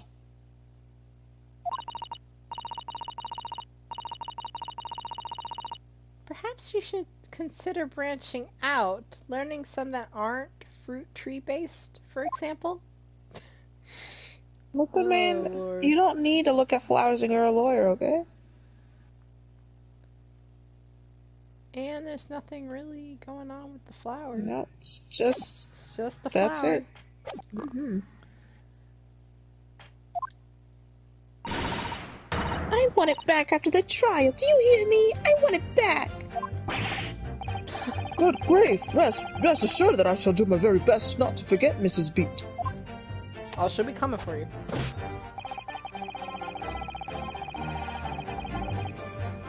Alright, Alright, Becky, now, do you have any theories, any ideas of what to do? I don't know anymore, man. They just keep adding things on.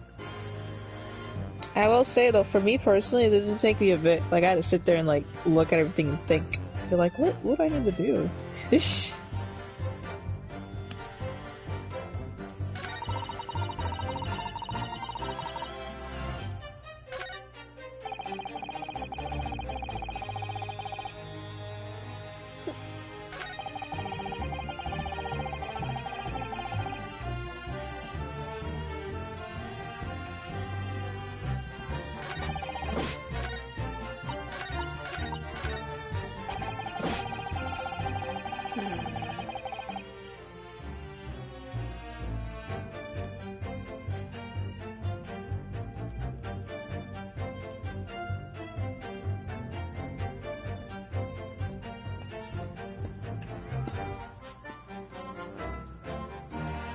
Well...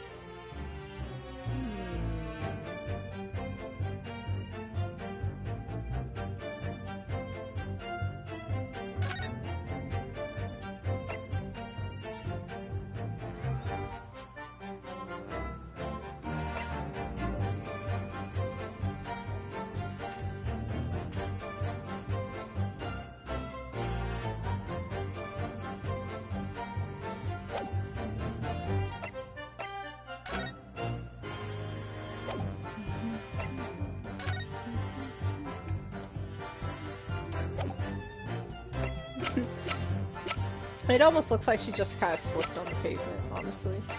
But then Slipped there's or just fell a, on that knife, a knife on her in her back, basically. So. Yeah. Okay. So far, this just does not have anything to do with like Natsume at all. There's like, yeah, like he's like non-existent right now. Yeah, They're, just trying they're to still figure this very whole thing adamant. Yeah, they're still very adamant about the knife in her out. back. Yeah. I mean, the only reason, literally, that Natsume is in this, really, is because those are his books and the fact that he was behind her. To be fair, he could have stopped and helped her, but he just ran away. He's scared. It's scary.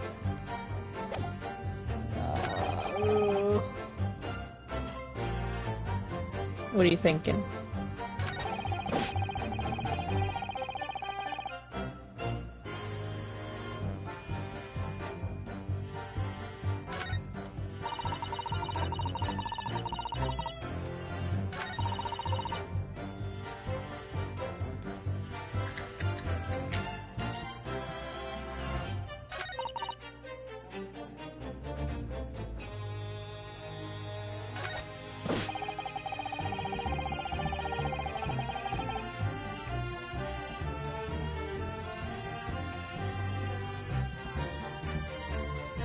I don't know.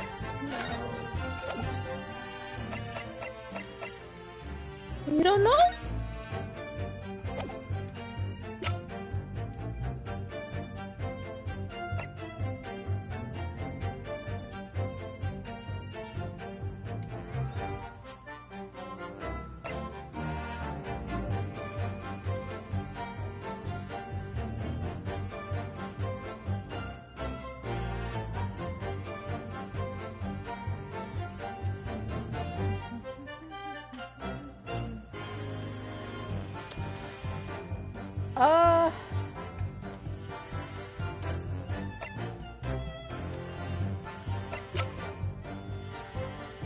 I'm not sure here, actually. I'm kind of stumped.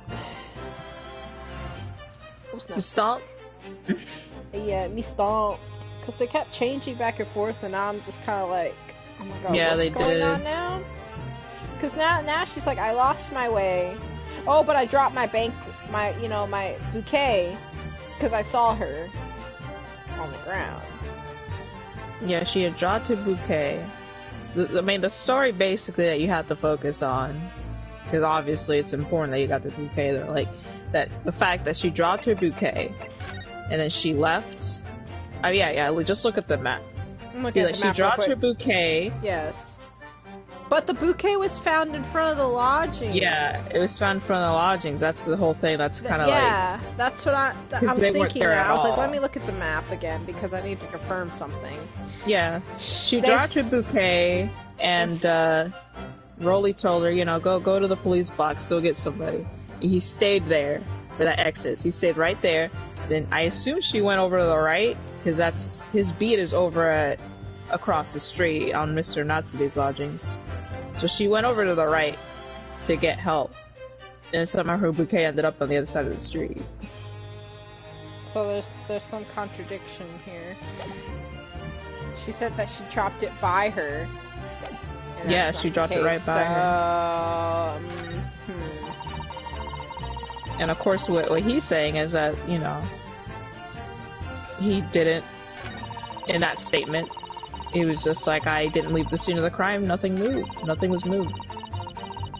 Right. He's like, Caesar would have. It's like I think it's his last statement. Yeah, it's the last one. So honestly, yeah, okay. I'm gonna use the bouquet as the presenting then. Now that we've established this,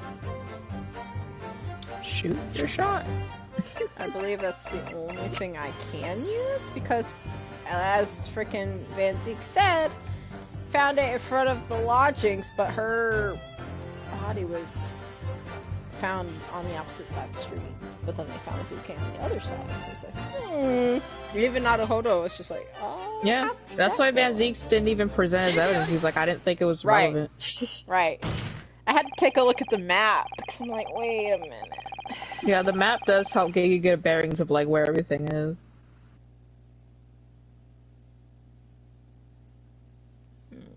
Okay. You claim Constable Beat has nothing to report in the 15 or so minutes you were guarding the scene. But that cannot be. It can't be. He fell asleep. He's like, oh. He's sleepy. He is. That was me last night. I fell asleep. Oh yeah, you did. I was thinking about the freaking 24-hour day. No, I didn't finish my last part of my reply because I literally fell asleep in the middle of the time skip after it. You're just out like a light. It was cold too, so. The classic move. It's every time the winter hits, that's your classic move. Of like, I'm cold, so I'm just like, there she goes. She's about to fall asleep.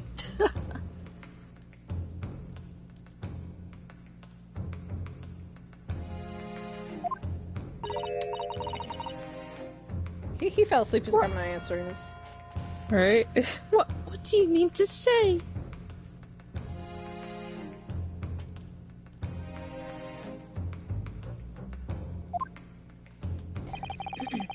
In your testimony just now, Miss Beat, you explained to the court that when you arrived back at the scene of the crime with the policeman assigned to that beat, the bouquet you had dropped at the victim's side was no longer anywhere nearby.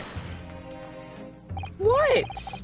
Yes, on the opposite side of Briar Road to where the victim was attacked. That's what I was getting to. Oops. Literally getting to that, Benzies. But considering the size of that meager bouquet, if a single sorry bloom could be so described, what is your beef? Hello? Vantique personally expects at least like a 12 dozen bouquet of beautiful roses, freshly bloomed. I bet. That's what he wants.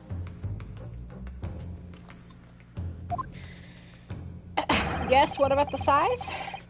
No doubt it was blown and the wind across the street back into the gutter where it belongs.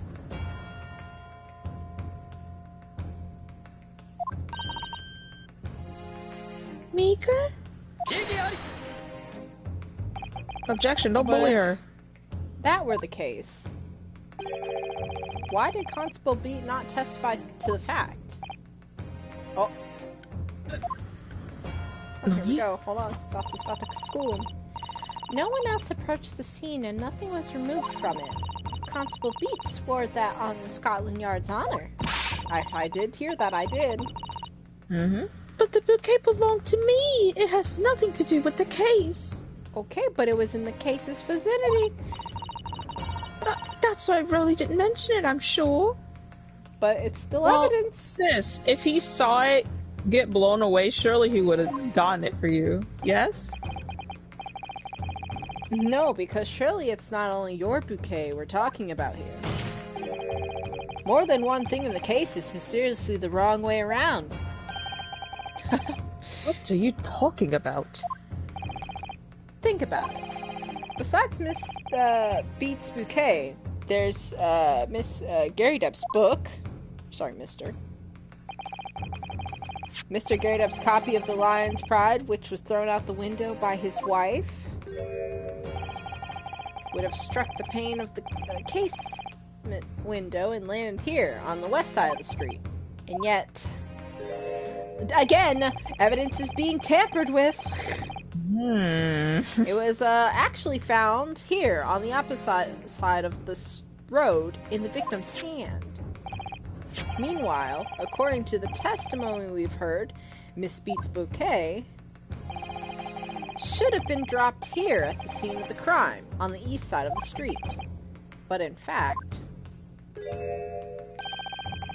it was actually found here, on the opposite side of the road, in front of Mr. and Mrs. Gary Depp's house. There's no logical explanation for these things.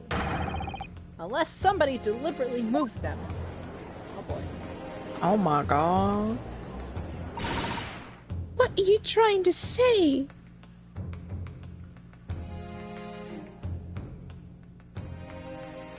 I mean... The way you're talking, it sounds like you think my Rolly's done something wrong. Don't you listen to a word that scrawny lawyer says. Girl, no one's talking to you. Twittering on about books and bouquets. Why should we care? It's nitpicking is what it is.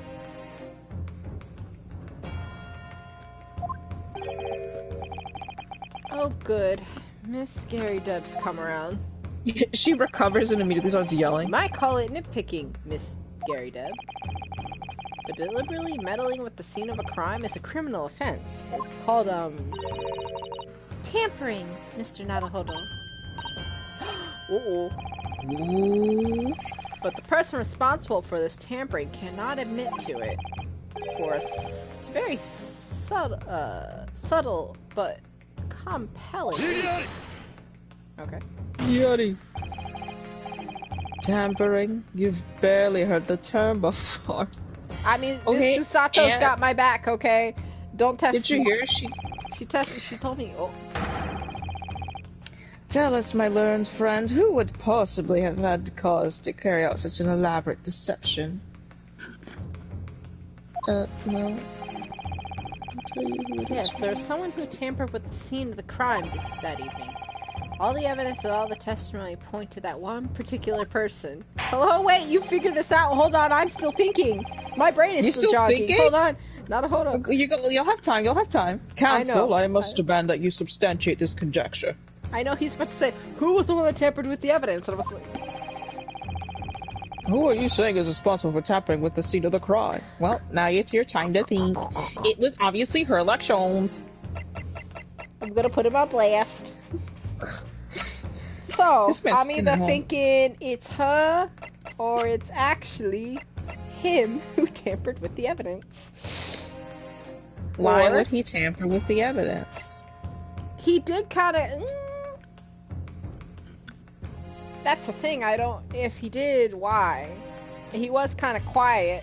Also, when she lied, he got a little. You could take a look at your. Oh no, you can't. I can't. Oh, he doesn't wanna. It's in his thing. He literally lied. About something in the little book he gave us. Yeah? What is it? I can't look back at it. I'll remember it word for word. You remember his like? His agenda. His Yeah, rites of the Bobby passage, has basically. to. Yeah, the Bobby has to help with investigations on crimes that happen on their beat. Yes. And has he been helping? No. Well, he's saying it didn't happen on his beat. His beat was on the opposite side of where the victim was found. His beat ends right in the middle of that He street. moved it so he didn't have to deal with it. Oh yeah? That Why was. would he do that? Why would he? Not trying to sway your opinion. No. I actually want to know. No. I don't want to Why even would second he? guess. No. Why would? No, I'm thinking like, why would he do that though? There's something amiss here.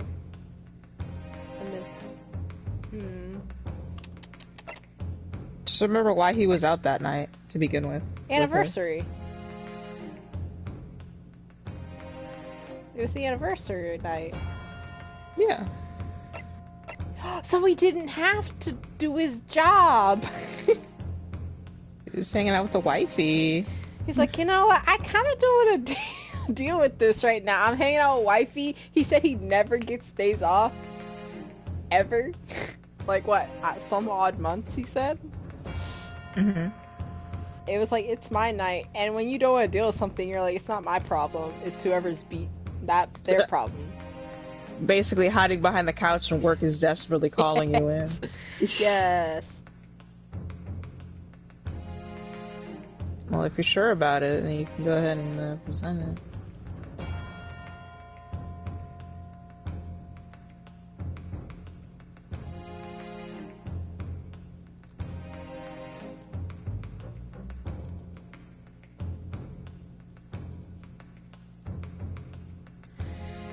Okay.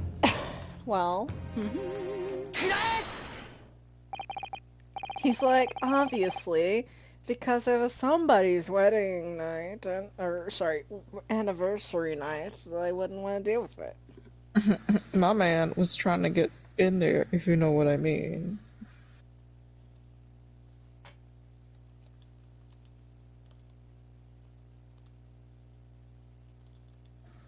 Hold on.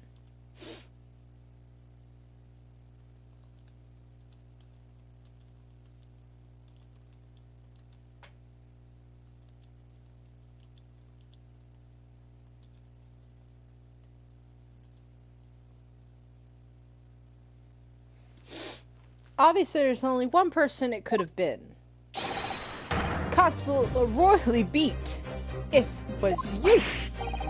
Aha! What? A policeman? A member of Scotland Yard? The real... OMG. The real culprit of the mystery is you! Ari enough gonna chase after me like that. What nonsense! Why would my Broly do something like that?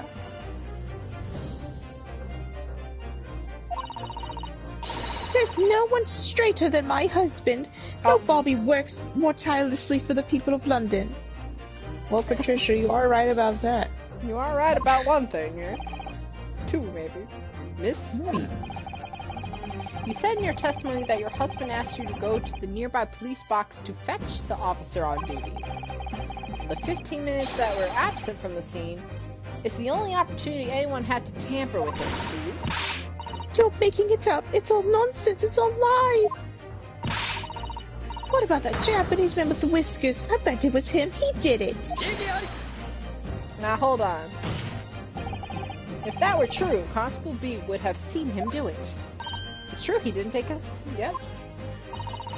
And forgive me for pointing it out, but when you dropped your bouquet, Miss B, it was after the defendant had fled the scene. Yeah? Well... What possibly could you say about this man's scenes? I wanted to do the frickin' I want you died sprite already, like... First you make accusations about the landlord and his wife, and now you incriminate a policeman as well. But your actions lack one very important thing. What is it, baby?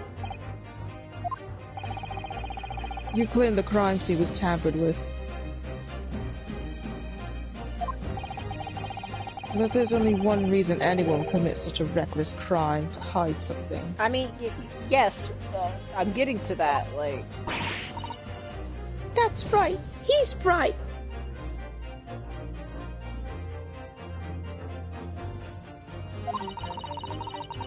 But my husband and I just happened to be there, that's all.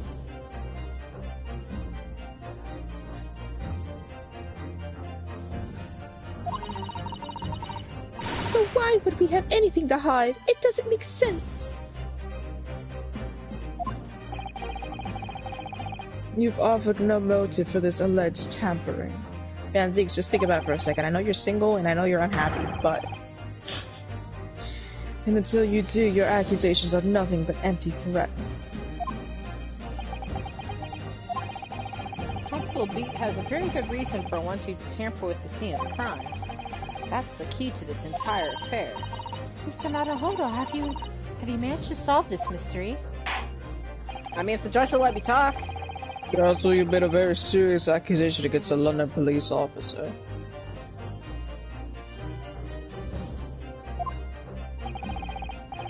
If you are mistaken, I'm sure I need not point out that your reputation as a lawyer will be irrevocably damaged.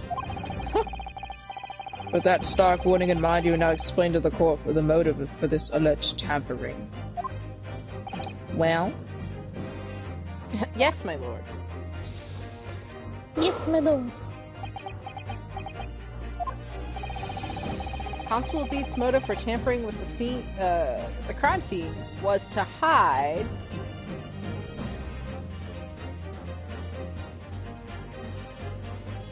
where the book fell. Obviously, with the bouquet fell, duh.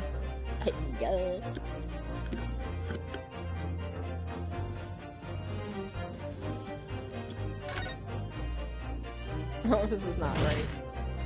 It's just blatantly The- wrong. If it wasn't right, and then like the I get like marked off again, I was like, oh my god. Where the victim fell on the ground. That is where the Bobby had to cover up all costs. Oh, What? Where the victim fell? You mean where she was attacked? yes. What are you talking about? We told you at the very start, didn't we? On the pavement of Briar Road, we saw it happen, remember? It was right here, as if anyone didn't already know.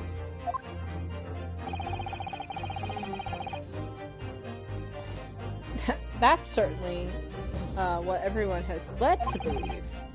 But in fact, that isn't where the victim was stabbed at all. What? What? Oh, I didn't do that. It just went on by itself. She's so shocked. Nani? I'm beginning to wonder where this tumultuous trial will end, Council. This Yeah, man's I'm like, trying to wonder that too. This man's like, we've been on trial for so long. Hello. I'm tired, I'm kinda hungry, my blood sugar's a little low, so Can we have a moment of recess? I need to eat. I want a snack. Bailiff, get me some fruit snacks. Well, Van Six is like, no. If that's your assertion, then the court is dying to know my Nipponi's friend. Oh my god. Where are you proposing that this crime actually took place that evening? Do I have where to it point happened, exactly? I pointed at the exact pixel where it was. Dang, did he carry this woman across the street? It was foggy. Nobody would be able to see it. Just dragged her.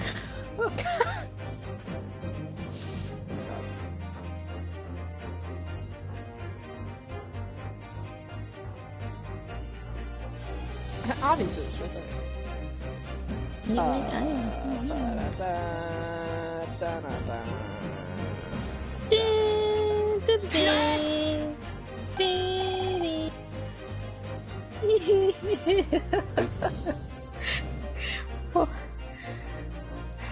I'm telepathically sending you an image. but that's on the opposite side of the road? I don't understand. Your boy Oh, he's is looking a little asleep. guilty. On the evening in question, Mr. Gary Deb's book fell directly down from the open window above, and your bouquet, Miss Beat, never moved at all. What did move was the scene of the Hello? crime itself. Good gracious! Ooh, that pose is powerful. Mm-hmm. Objection, I don't like it. Perhaps you haven't been listening to the ample testimony the court has heard. Listen, there's one ample thing in this room and it wasn't the testimony, alright? But these witnesses both saw the moment the attack took place. That's right. I saw it with my own eyes.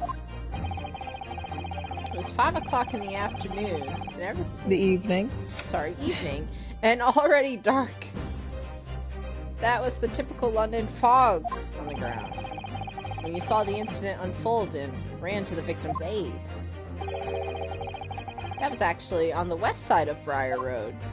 They don't know where they were. No, that's not true. It can't have been. Constable Beat then arranged for you to be present for a while by Absent. absent for a while by sending you for help. And during the 15 minutes you were away, he transplanted the crime scene. He moved all the things down to the print, the victim herself, the 4 books. He moved everything, in fact, to the pavement on the east side of Briar Road. Extraordinary. But the constable overlooked. Sorry, I can't read. But the constable overlooked one thing. What did he overlook?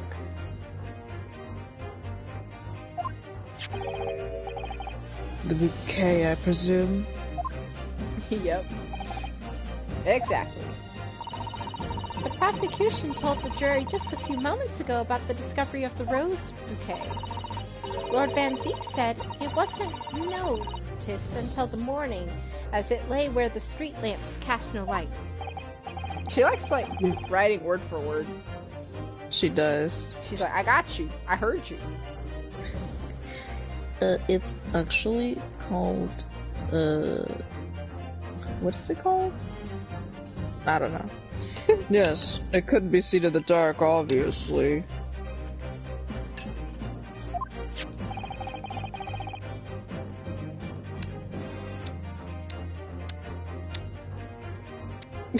Are you good? I'm eating. Smacking on some soup. Which is why it was only the bouquet that was found in its original position on the pavement. Plagiarism. On the west side of Briar Road. It's called plagiarism. And that is the defense's theory about the really happened that evening. How do you respond? Constable Royal Beat.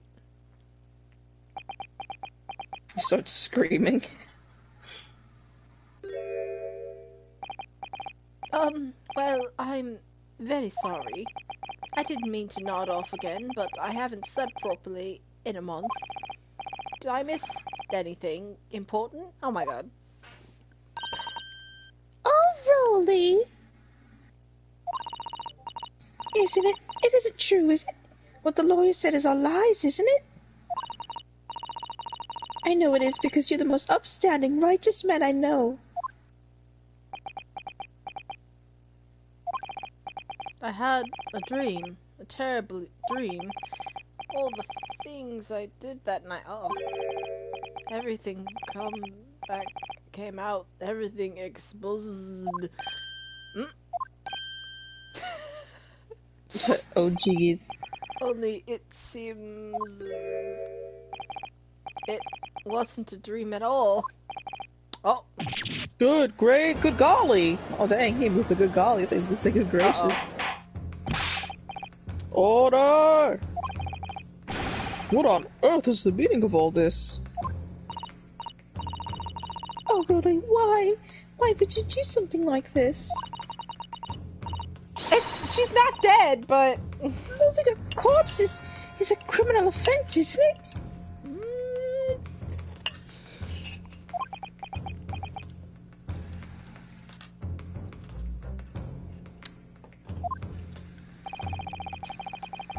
Wishing the victim dead should be one too.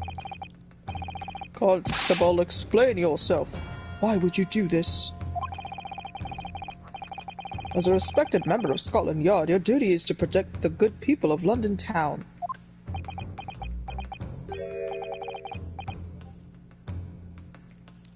I can't say, sir. What?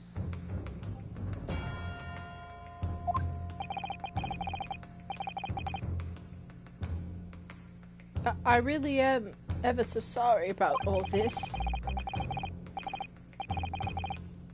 But damaging the Yard's reputation for everything.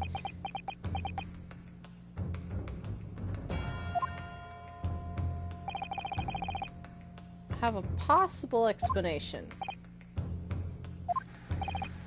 for why, on that particular evening, Constable Beat felt compelled to move the scene of the crime. I can think of one reason. What? How could you possibly know?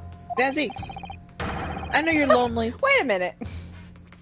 You, a foreigner, presuming to understand the mind of a Scotland Yard policeman? And yet, Lord Van Zeeks, it is this foreigner who has uncovered the startling truth of the matter thus far. Yeah, get him. Shut him up. Tired of hearing this man speak. I believe it would be beneficial to the court to hear this extraordinary young lawyer's theory. Counsel for the defense, if you please. Yes, my lord. Now then, I think you'd better show us some evidence. At once, my lord. England, Japan, it makes no difference where you come from. Human emotions are the same. And I think I have a fairly good idea of the feelings behind this man's actions. Oh, do you? What gives away the motive for Constable Beat's unthinkable actions? Does anything say about an anniversary? I just show the bouquet.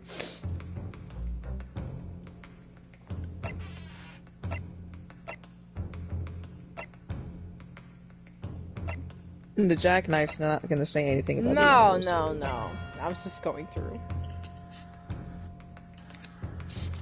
Oh, I mean, it was the present. I mean, freaking presents this, gets it knocked off. Why the flower? You could have also presented the little booklet as well. Oh, the bookie? Yeah, you have two options for that one. Ah, I that's just wanted to nice. see if you would choose either one. My thinking is the more simpler of the... Yeah. You could either do the warrant card where it's just like, oh, you know, it would have been on his beat, you know. Yeah. That's what I was describing. It was like the beat, the anniversary. He was like on the job, and yeah. Oh my god, excuse me. I agree. I realized that I'm a foreigner in this land, and I have only just arrived from Japan, which is why all this information about London's so-called bobbies is completely new to me. Dan, Cosmo, your bobbies. I've learned that through honorable patrolling the beat is the most demanding work in the world, for example. Keeping the peace, looking after the citizens on the beat in all kinds of ways.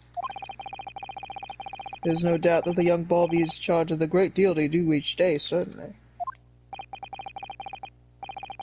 But for Constable Beat, the day in question was special. Special? How? Like how nobody listens. They don't care, do they? That's your freaking job as the lawyer here. In one ear, out the other.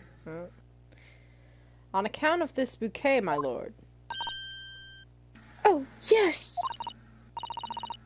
It was our very first wedding anniversary. Oh, now he gets it. Constable Beat had worked so hard to be able to afford the simple gift for his wife, and was so looking forward to taking her out for a celebratory meal. When he and Mrs. Beat stumbled upon a crime along Briar Road. I love this music. When he saw the shadowy figure through the... I don't know who's speaking there. Forget. Maybe it's Van Van Ziekschen, It's Renosuke, don't worry. Yeah. It's definitely Renosuke. When he saw the shadowy figure through the fog collapse on the pavement ahead of them. What must have gone through the man's mind? I want a particular day I will wish you to celebrate my wedding anniversary. My sister, this shall be being married to a bloke beside me. I want to tell my dear wife how much I care. Anyways, I'm only doing That's that what once. I'm talking about. That's the flashback. I'm doing it once. There voice. you go. Thank you. Finally, someone who does it right. This is the warrant card that the Constable Beat offered to me earlier. Inside, amongst the rule that patrolling policemen, it says, when a crime is discovered on his beat, a policeman must assist with the initial investigations and help detectives. Aha! Constable Beat. Blah. Is that or is that not the reason why you moved the whole scene of the crime that day? Yes. Everything you said, it's all right. So that's it. It was all to do with the boundary of your beat. Oh, Exactly. To summarize, the incident actually occurred on Constable Beat's beat. Good gracious! Constable, do you realize the gravity of what you've done? It was the first time since I became a copper that I'd ever cursed God. Damn! Stay close to me, Pat. The criminal may still be lurking somewhere. As we ran over to the scene, I had every intention of doing my duty as a police officer. I've got to report this to the station as quickly as possible. But then it dawned on me. I realized where we were, where the victim was lying, and what that meant for me. When a crime is discovered at his beat, a policeman must assist the initial investigations and help detectives. Why here? Why did this have to happen here? And why tonight of all nights? Why? This man was so mad. Just want to spend time with her. It's a corpus job to guard the scene of the crime, so I told Pat she'd have to go to the nearest police box and fetch whoever was on duty there. It was then, when I opened my mouth to speak, it just came out. I couldn't believe the words that were coming out of my own mouth. This is the next beat. This is the next beat to mine, Pat. So you'll have to go to the police box that covers it. Turn right along Meersham Street, and then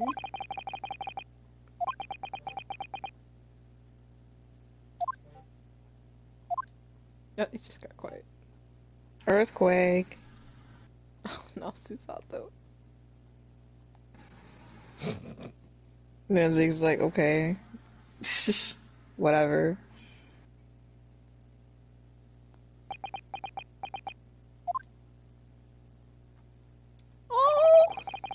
Oh my god. Oh my god! I'm...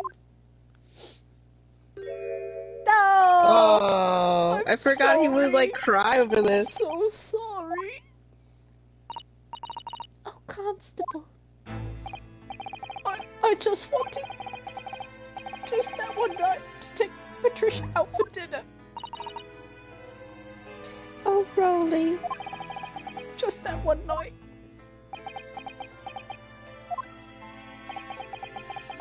You knew that if the incident was on your beat, your evening of celebration would be ruined. And so you decided to move the entire crime scene outside your jurisdiction. Just across the street. To the east pavement of Briar Road, which falls into the neighboring beat's care. You see, I thought... Well, I was sure that the victim was dead, you see. Oh, I beg your pardon? Well, what are you gonna do? Oh, of course he did. Otherwise, Maroli would have never have left the poor woman on the freezing cold pavement. oh my Girl. god. He did. Yeah, I see your beating now. Do you judge? But God got me back for my sins, didn't he? That's why... Oops. That's why I pressed That's the why I square missed button. the rose I bought for Pat. Oh no, Rolly, that was all my fault.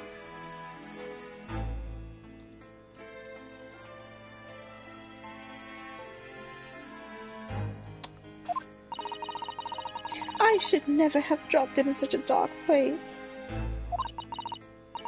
I'm so sorry, Rolly.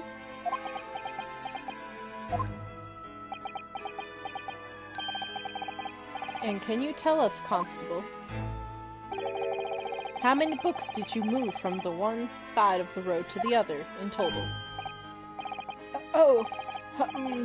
Four it was, yes, definitely 4. 3 of them dropped by Mr. Natsume, and the 4th being the one that fell from the window upstairs in the Gary Dev household, of course. But what made you place the book in the victim's hand? When all the others were scattered haphazardly around, I mean. Oh, well, sir, that's because that's how I found it. Oh boy. How you found it? What do you mean? Well, Vanzi, When That's we how he first found ran it. over to the scene, the victim had already holding the book. So, when I moved everything, I made sure it was still in her hand. You're sure it was this book? The Lion's Pride the victim was holding? Oh yes, sir. No doubt about it, sir. Interesting. The fourth book information was updated. Alright. Well, that still does not explain why the knife was in her back or why the book was even in her hand. Well, we'll figure it out, alright? One step at a time. Dot, dot, dot. Well, do you want to see my band? My armband. I thought it was an open and shut case at the time, you see. There were only the two people at the scene, and Pat and me both saw it happen. However, which way he looked at it, it had to be the fellow who ran off who done it, I thought. I couldn't see the harm. Really, I didn't think moving it all over the road would make a jot of difference. I suppose this is it for me now. I've had it. It's over. My lord. Well. Yes, Lord Van Zeeks?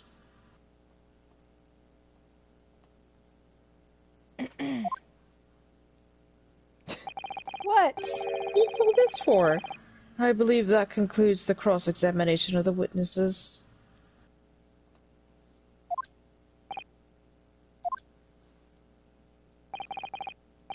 Constable, you may withdraw. Alright, that's it. Yes, sir! Mr. Prosecutor, sir. Yes. What will become of my Rolly? What would happen to him? Well... Well. For now, you're free to go home. The police will contact you in due course. Please, don't punish my husband. This is all my fault. It's because I'm always moaning at him for coming home late. Sis. Girl?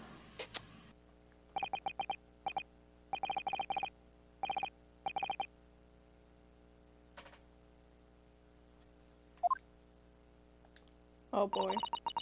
Nice. Yep, I read it to myself and there it went again.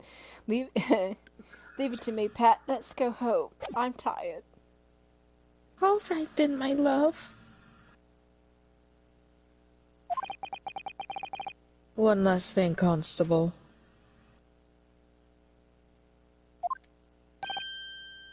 Sir? Let this be a lesson to you. Yes? In a criminal investigation, every detail matters, however how insignificant it may seem to you. Look who's talking. You look at the bouquet. You said, "Oh, this boy Yes, sir.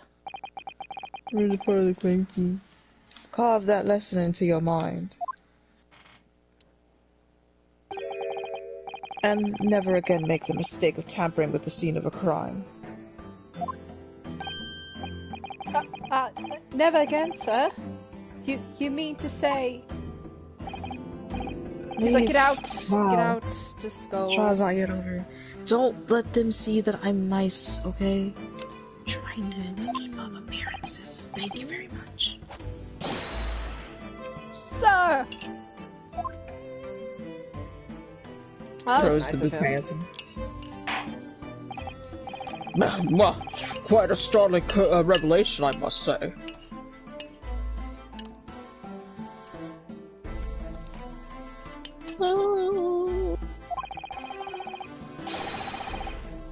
Whoa! Whoever thought of a third party transplanting the I entire put my scene of a controller down crime to eat, hold on! Earthquake.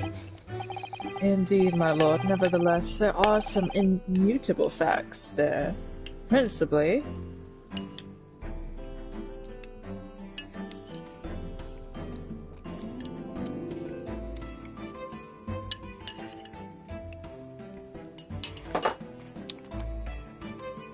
My bad.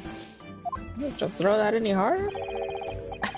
Let me accuse Mr. Soseki Natsume is the only person who could have possibly committed this crime. No, hold on. No, I disagree. Now that we know the true scene of the crime, there is someone else. Another person who could be responsible for the knife in the victim's back. Forgive me for being presumptuous, but I believe that the prosecution is probably well aware of this possibility already. Lord Van Zieks, is this true? Very well. He didn't agree. He's just like, very well, I guess. Okay. I guess. I guess that is.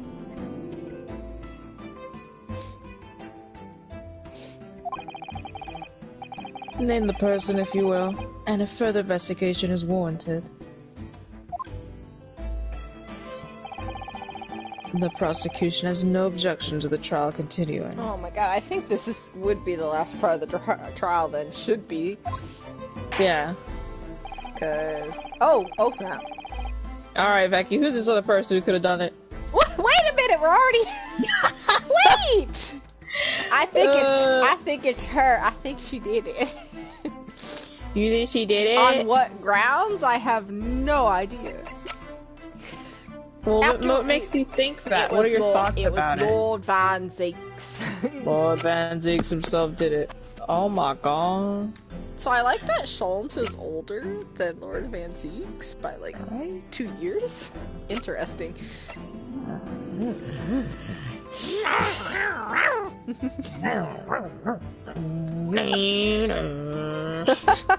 No. I think it was her. She's the only one. Anyways, I'm just gonna go with that. I'm not even gonna sit on it. The defense would once again like to request the cross-examination of a new witness, my lord. Then wait for me to say shoot your shot. No. Once again? I prematurely went. Dang. Naturally, of course. Naturally. My assistant made the same request earlier. In order to finally reveal the truth about this case. It's imperative that we cross-examine juror number 4, Miss Joan Garrydeb. Me? Me? You thought you were out? You thought you were out of the clear? Nah, get over here, girl. No. Damn. No, stop. But I don't like it. That request has already been denied. Okay, but I was right about the other request, so Shut up. But the situation is very different now.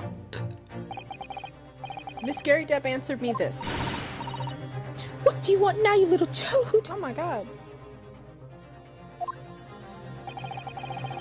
At the time of the incident, you were engaged in a violent argument with your husband, Mr. John Garrydeb.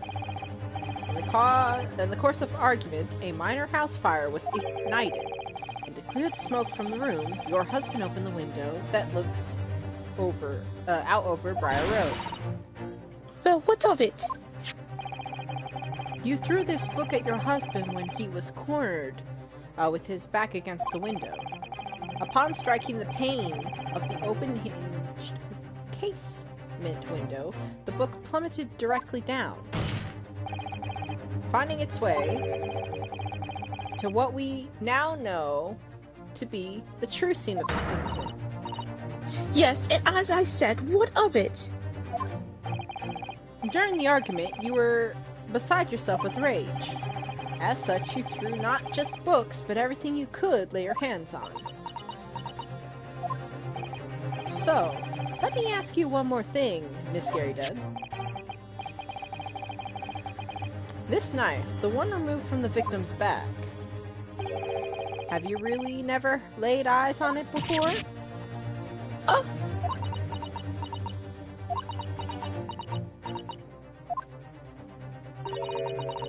I don't recall it. No. Seriously? Am I supposed to remember everything I picked up and threw at my husband? And anyway, that man over there is all in all that regalia said members of the jury needn't testify, did he? Conventionally... Yeah. Oh. I already heard! We already know! No! I have no... Get her! Get her! I have no recollection of saying that at all during number 4. He's like, hold on, you're putting words in my mouth. Hold up. I have no memory of running for president. Oh! Make no mistake, you jurors are not special in any way. You're not immune to the judicial process. Thank you for degrading me in, you know, the court of law. Thanks. Thanks, that was really eye-opening. If you know something about this knife, madam, let the truth come out. Oh, well, thank you for helping me out, Vanzeeks. Thank you very much. That's so nice of you. But that's just a common or garden knife. It could have come from anywhere. We have several like that at home. If one went missing, how would you expect me to know? What's that? Are you joking? What are you saying, please, Miss Scary Deb? So you do know what it is. Yeah, she did. She really did just say This that. man always looking to the right. He doesn't want to make eye contact. Now you listen to me. I refuse to believe all this nonsense. I couldn't bear the thought that I've injured someone. Do you hear? I couldn't bear it. Oh, the poor woman. The poor woman, she shouldn't be throwing shit at her husband. So yes, I want evidence. I want to see hard evidence if you're going to insist on this being my fault. Oh boy. You're going to have to prove it to me that I threw that knife if that's what you think. Come along now, Chop Chop. Do your worst. Oh, well, Mr. Earthquake. Naruhodo, if I had evidence like that, believe me, I would have thrown it at her already. Then take the stand, juror. Oh! The prosecution does not object to the defense's request to cross-examine this woman. Oh, he's just like, do it. Thank you, Lord. Do it. Thank you, Lord Vanzeeks. Oh my god. I'm going to have to testify? Yes. Juror number 4. As I'm sure you'll appreciate having observed it with your own eyes today. Witness testimony can lead to the most extraordinary truths being unearthed.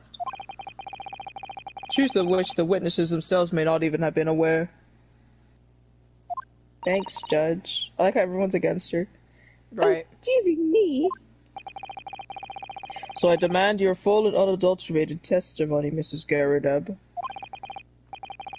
And mark my words, in this court of law today we shall extract the truth. Oh, he said we are gonna get this done. Do you concur, counsels? No. Change our mind. Certainly, my lord. Oh, that's what I'm hoping for, my lord. Oh, Say yes. new song? I don't remember News? This is different. New angle. This is such a strange feeling. For the first time since arriving in this country, it actually feels real. Oh! Back. I'm here, in the Old Bailey, and I'm a lawyer. Oh! Nice. Good job, Rinosuke. Ah, that made me feel some things. Ah. Oh, yeah? Yeah! Ooh! Witness, state your name and occupation. It's nice to see Rinosuke actually, like, getting in the zone and not being like, I have no idea what's going on. My chest hurts! Oh. Oh, yes, my name is Joan Garrideb.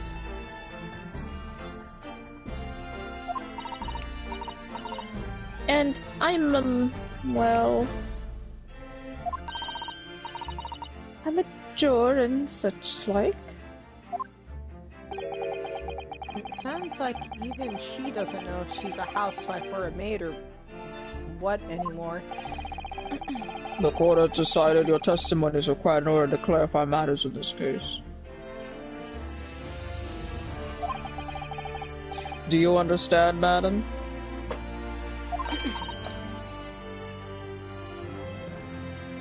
Yes, my lord.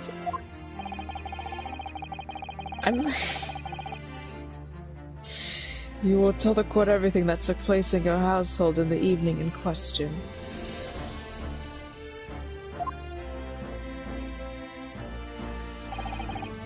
And I warn you, do not attempt to hide the truth. Pointing at me. Pointing at you. Oh, dearie me. Chin up, Joni. Nothing to worry about now. I just realized I'm gonna be like 8 people in this courtroom. you are like 4 different people. Oh, I didn't know you were here, John. Oh my god, I was just looking at him. Oh my god. That's me looking at Kazuma. When he come back, that's gonna be me. Uh-huh. Roll with me. It's gonna be like Kazuma in the come middle back, of decomposition. Oh. Little skeletonized. Stop. Was an older you in that room that day, old thing, was it? Rather think I ought to testify as well, don't you? But what about your knee, dear? Don't you worry about that. Hardly notice it. I'm not the sort of chap to leave a comrade to face disciplinary action alone. Oh, John. Oh, brother. I presume you're Mr. John Garrett?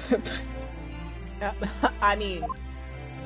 Yeah, yes, sir. Former second lieutenant of the 3rd Regiment of the 4th North Northumberland Fusiliers, sir. Hello? Seen my fair share of action and now live a quiet life, as it were.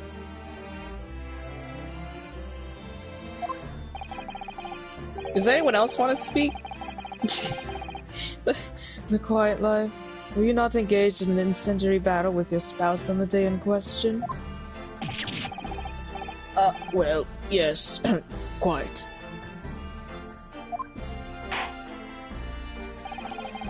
I believe this may represent a first in the proud history of the British court. Calling a juror to the witness stand is unprecedented. However, the court will hear your testimony now, juror number 4, and that of your husband. You will recount clearly and concisely the events in your home at the time of the incident in question. Sir, at once! Okay, alright. Yes, on the day you're referring to, the wife and I did have a bit of a skirmish. Can't recall the reason now. Knocked a candlestick over and set fire to the carpet. Soon had it out though when the window opened. Meanwhile, I was picking up whatever I could find to throw at him. Plenty of knives lying around in our place. Can't say I'd noticed if 1 or 2 went missing, I'm afraid. If that bally thing in the victim's bag really was one of ours, you'd have a job proving it, I think. Okay. There is not. The thing is, like, it's just some regular old, like, pocket knife, honestly. But it is missing, like, a chip out of it, so I wonder where that is, or what the heck is going on there. It sounds as though it was quite the battlefield in our household that evening. I mean, yeah. Yeah. Although an entirely one-sided assault, it seems.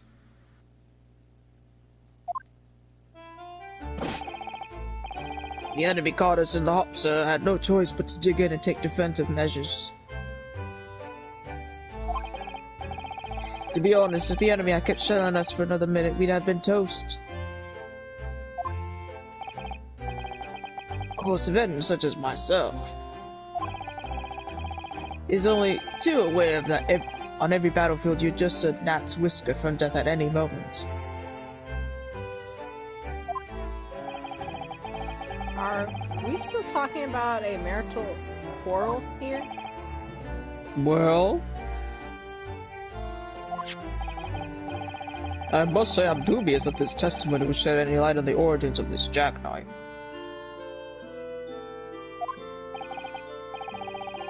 In combat, one's focus narrows such that surroundings are barely noticed.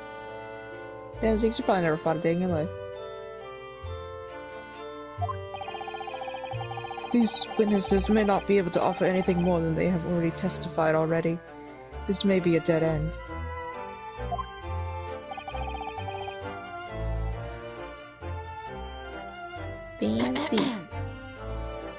Van and Zeeks may well be right.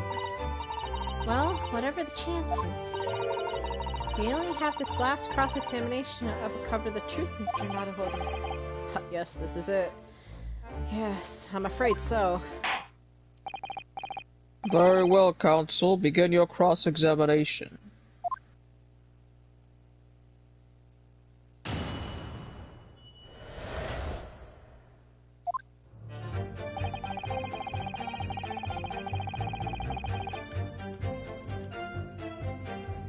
Can't recall the reason now. Actually, no, we know the reason. Do we have that on hand?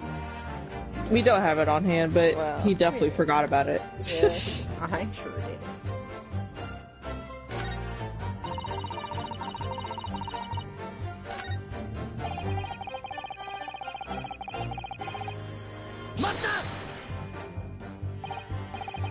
Sorry, would you care to elaborate? Nothing to say, really. Rather partial to a spot of carving, you see, pipes and whatnot, fishing tackle, you know, this sort of thing. It's a passion we both share. I like to carve out wooden trinkets too, and then there's my leatherwork. Your leatherwork, girl?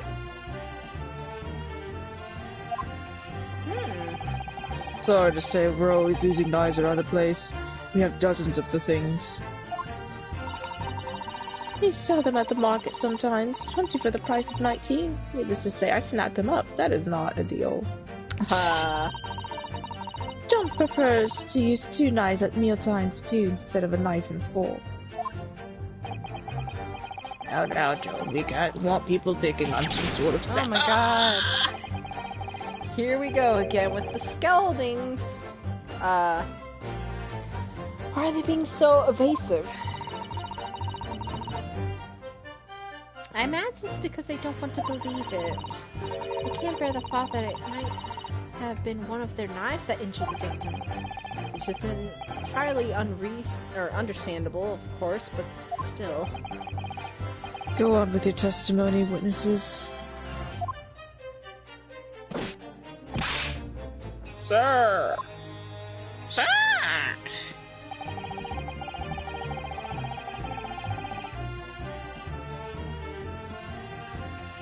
What do you mean by this? So you have no intention of admitting it was your knife, unless you can we can produce proof? Whoa! We sweating? Well, we sweating. Even though there is no other credible possibility if Mr. Natsume is innocent. Shut up. You forget my Nipponese friend. That it has yet to be established that the accused is not responsible for the attack. As if I could forget. If only there was some way to know who handled the knife. But I suppose wizardry like this is just a dream. You know, escape pondering that orb. Fingerprinting, Mr. Naruhodo. What? You mean it's not a dream? It's sort of wizardry really that sort of wizardry really exists? I mean, like Sholmes. Oh, he wasn't awake for that one. Sholmes literally, like, looked up fingerprints all over the wardrobe. He did, yeah. Whenever When people touch anything, they leave behind a unique pattern from their skin, or so they say. But I can't see anything. I know, I'm scared. There are already crunchies in the world where these so-called fingerprints can be used as evidence. Lord Strongheart is currently discussing the matter at the Ministry of Justice. Ah, so he said I ain't here yet. Yeah, Lord Strongheart ain't here right now, Danzig, so... Yes, I believe we are rapidly approaching the era of scientific methods of investigation. But from now, we shall have to find an alternative method of proving our assertion. That this knife found in the victim's back was originally in Mr. and Miss Garydub's house. If only I could transplant this whole incident to several years in the future. It would still be this difficult, Inosuke, trust me. That's the extent of their testimony, is it? What do you think, Mr. Naruhodo?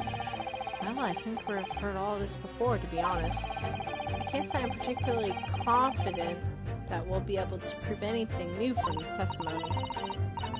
But in this cross-examination, it's absolutely essential that we establish how the knife came to be at the scene of the incident. Yes, I know. Sure, both of them might be feeling very worried.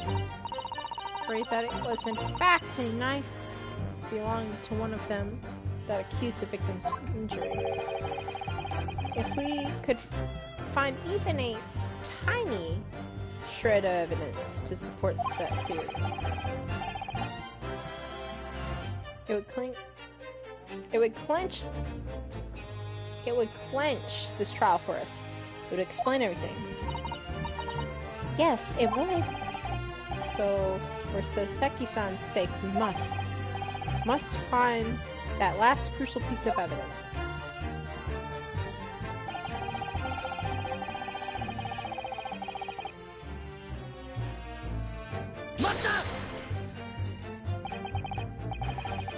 The reason is what you told us yesterday, I believe. Yes, that's right. If I remember correctly, it all started because of a note that was tucked into the pages of the book belonging to Mr. Garydub. A rather passionate note, in fact.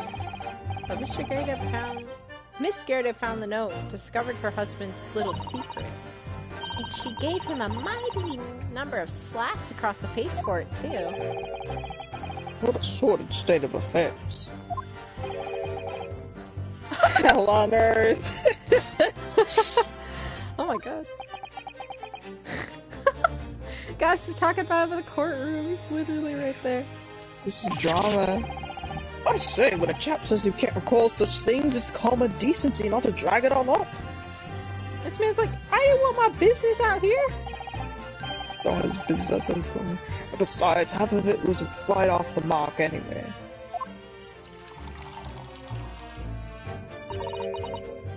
Likely story.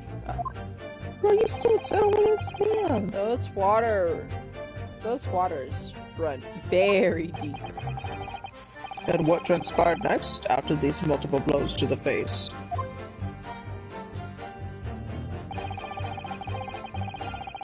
Okay, fails to go for and fires the carpets.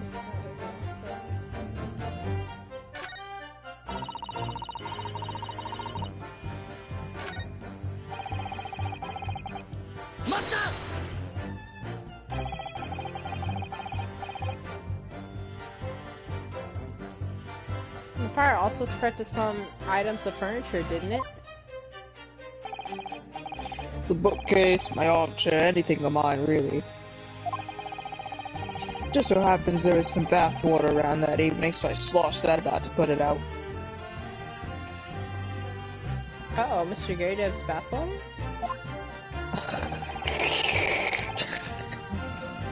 A most precarious situation you put yourself in. Ours is a 3-story townhouse on the west side of the street where the water main isn't connected yet. You have to draw water from a public pump during the day if you need any, you see. The villagers are always moaning that they can't get any water at night. Although that little mustachioed Japanese man buys water in bottles, I believe. Bottled water. The defendant, Mr. Natsume, you mean? Yes, he receives a stipend for his studies, you know, from his home country.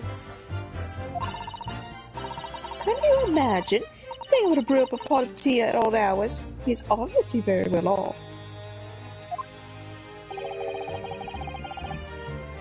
Actually seen the state of the man? I believe he uses all of this income to buy books. Well, anyway, the point is, I was able to douse the fire with water, fortunately enough. And then...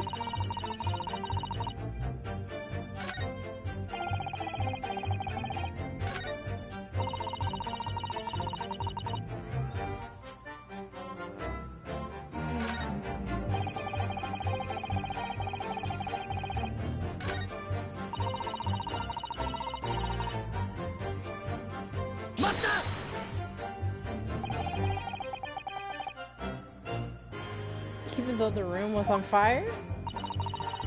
As far as I was concerned at the time, it was more important to extinguish my anger than the flames. When a woman wants to throw, she must throw.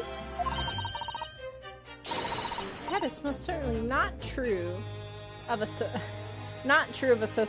takedown. Soseki takedown. I had the man on the brain. Susato takedown, Mr. Naruhodo. Oh god, here we go. Armband. How did she know I was thinking that? So, please cast your mind back and try to remember. Was the knife among the items that you threw at your husband that day? In all honesty, I don't recall. But I feel I must point out that I'm no monster. Let me see. Some bread, a cabbage, garlic, a towel, and a sponge. A napkin. You scared me, sir! What? Oh my god, that got me. Every time I'm scared because it's kind of loud. Do you have something to say? Add, sir. That they make it loud on purpose. Oh, that scared me. Like, I was like, ooh. Mr. Gary Deb. Don't you... sorry, I beg your pardon? Did your wife's remark just now bring something to mind? Don't think of any significance, no.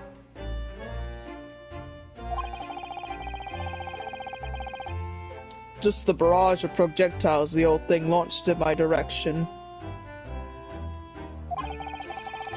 Was somewhat more solid than she implies. Books, bricks, and the fire poker I seem to recall. Ouch. And the woman's aim is uncanny. She lands a direct hit with every volley. Ah! Good grief, woman! We're not at home now. This is a court of law. Still burns him. Oh, dearie me, ever so sorry, dear. Oh my goodness, it's the earthquake. What's she even doing with a teapot in here? Honestly, John, I would never have thrown such things at you, obviously. We'll take a look at this then. How do you suppose that happened, Your pipe, sir? Oh. I had this thing in my hand as usual at the time of the onslaught. Well, to clean out with one of her soft projectiles she did. Yes. When I went to pick the thing up, it was broken in two. I'd like to see a sponge do that sort of damage. See, your pipe was broken. It would never have been sent flying unless it was hit by something pretty solid. Oh, she didn't do it. She didn't. She's just sipping. Anyway, I've managed to bandage the thing up for now. You aren't one to exaggerate, aren't you, dear? I wonder what we should make of this account. Insignificant. Just anything is insignificant. Don't need that.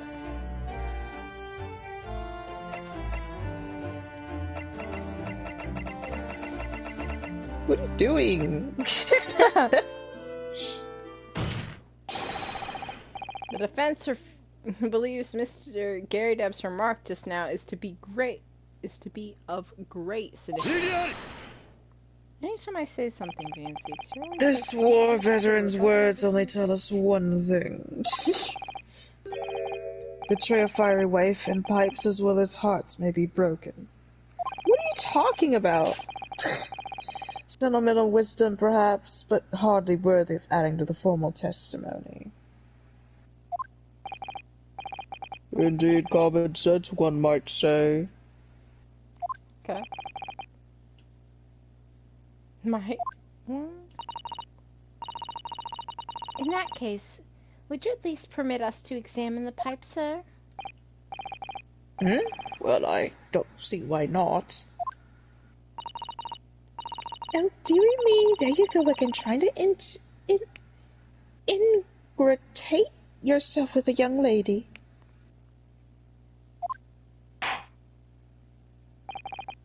Very well, the court will accept the gentleman's pipe as evidence. Look at this pipe.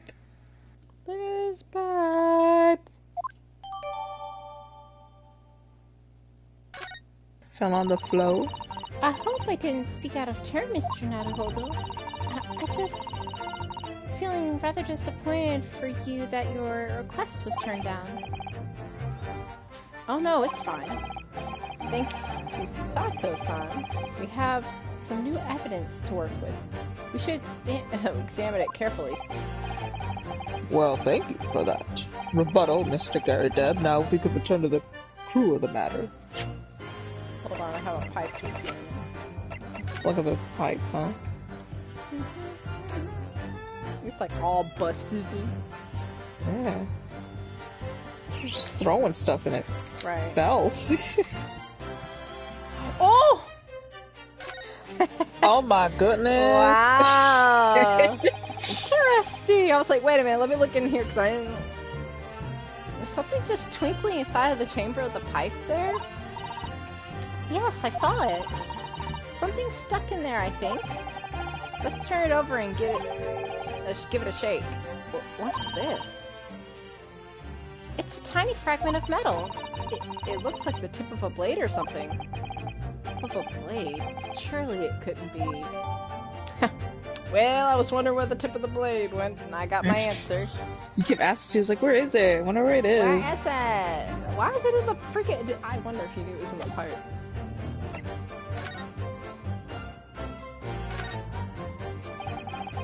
This is the tiny piece of metal we found in the chamber of Mr. Gary Deb's pipe. It looks like the tip of the blade or something. The tip of a blade. Is something wrong, Mr. Naruhodo? I don't really know. Just something niggling me. Inosuke, Jesus. But I can't quite put my finger on what it is.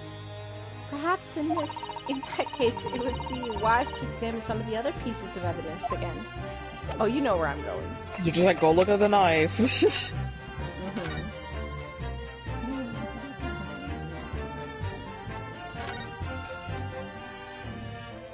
It looks so much bigger in the other piece, but... Oh, look there, Mr. Naruhodo. Just at the tip. A small piece of blade appears to be missing. Wait, part of it's missing? I mean, we examined this before, but okay. We just saw it, ladies and gentlemen. Just got a feeling. You remember this?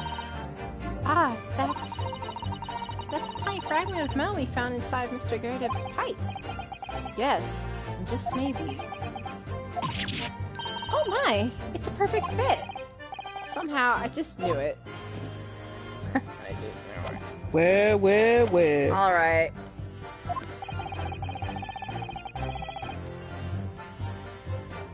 What can you tell the court about the knife to use to attack the victim?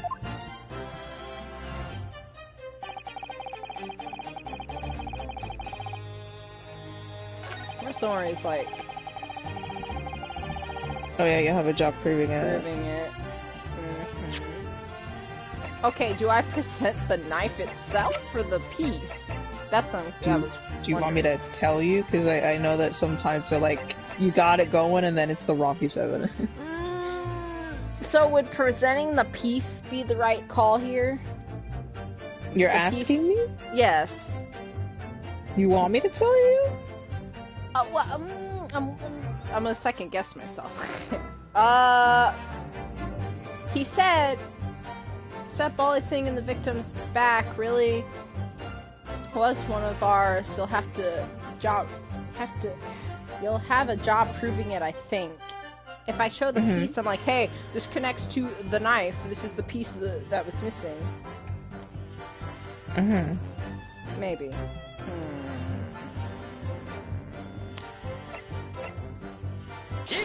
I'm just gonna go for it. I was like, if I Sometimes you just have to go for it. Yeah, if I second guess it, I'm gonna be wrong. So I'm just gonna go with what I first thought. Mr. Gary Deb, could I ask you to take a good look at this, please? Ooh, you can ask, but I can't see a bally thing. I cannot see. Squints. You can't? You used to call me Dead-Eyed Deb back in the Oh, Regiment boy. of the Coals, but that was some time ago now. Even when I'm trying to enjoy a large print book by the fire these days.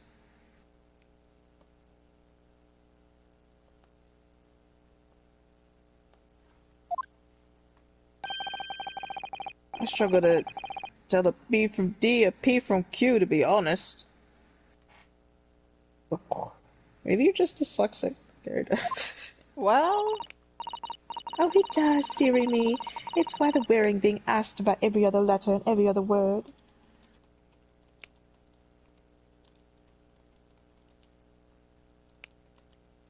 the small little pit pat of her hand in her cheek. It's Oh really yeah, cute. I remember hearing it.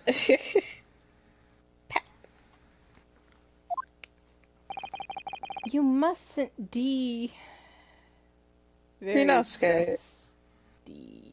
Rinosuke, come on. That wasn't funny. That's not a joke. Rinosuke, you're not funny.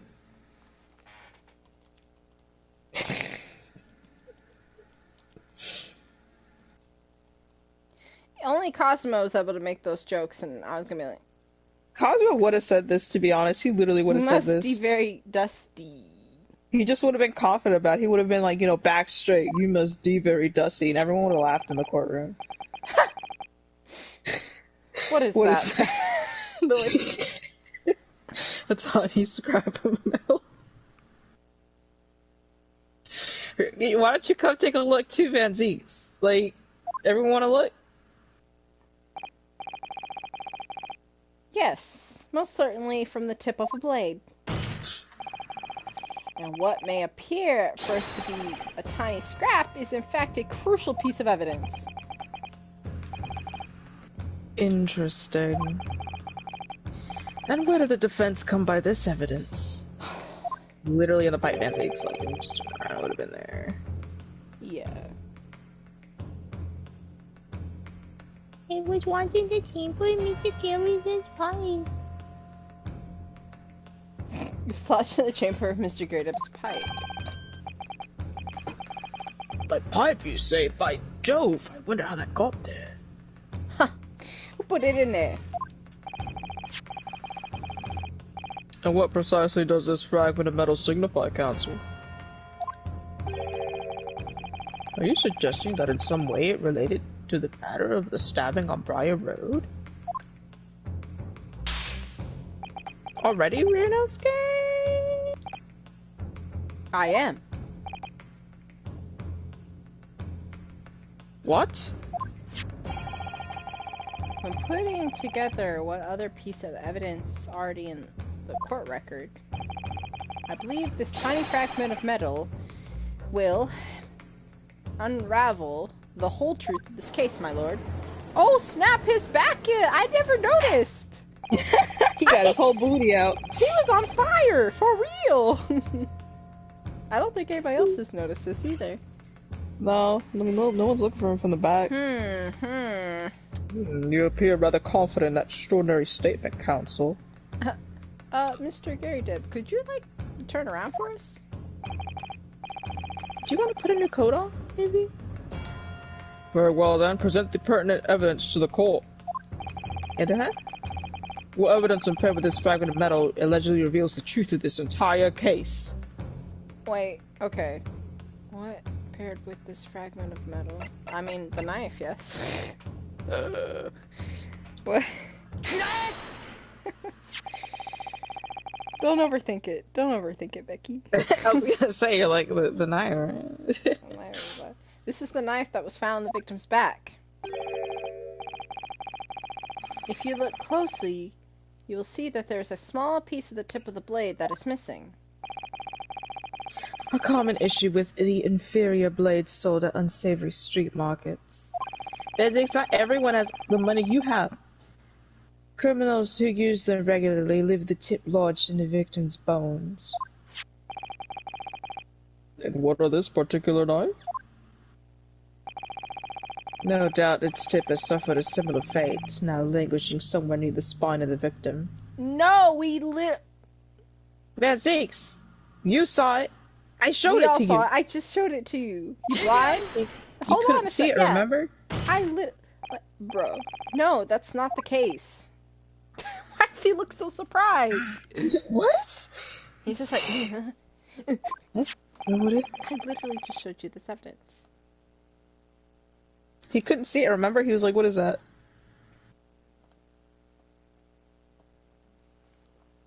The tip of this particular knife's blade is the very fragment of metal we discovered in the chamber of Mr. Gary Depp's pipe. Oh! Oh, there it is! That's the one! That's the one! Yes! I was waiting that hit him for that. different. He's like, so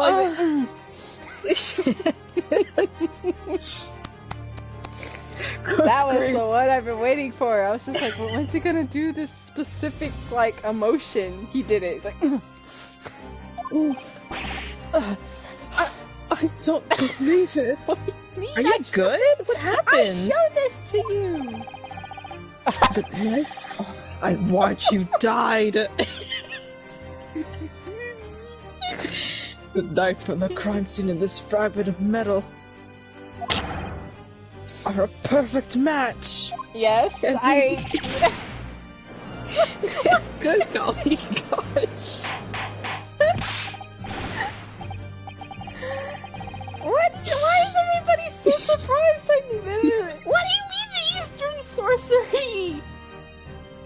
What?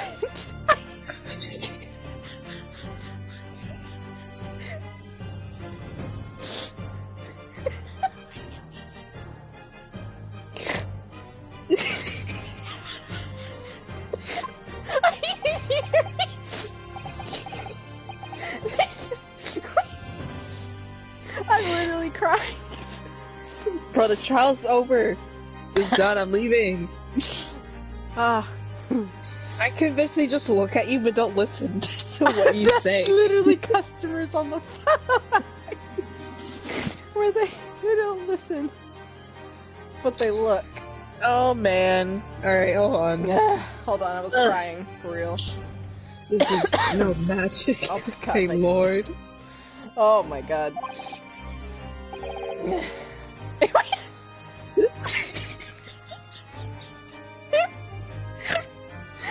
Oh, Fanseeks, you're so funny. Oh, Fanseeks. Oh, Fanseeks. Right. I make miracles happen. I know, baby. Pat him on the head. Thank you. This is a miracle. A miracle? So Fanseeks has figured it out, has he? Counsel, explain this extraordinary coincidence at once! Can you think for yourself for once, Judge? Yes, my lord. The crucial point we have to ask ourselves here is when did the fragment of metal find its way outside Mr. Gary Depp's pipe? Something that was clarified for us in the most recent witness testimony. Oh boy. I could see it in my hand as usual at the time of the onslaught. Knocked it clean out with one of her soft projectiles, she did, yes. It would never have been set fire unless it was hit by something pretty solid. Yeah, it was pretty solid. Oh, shaking. Oh, Dang, girl. Oh my god, she's shaking! She's so scared. Oh, dearie me.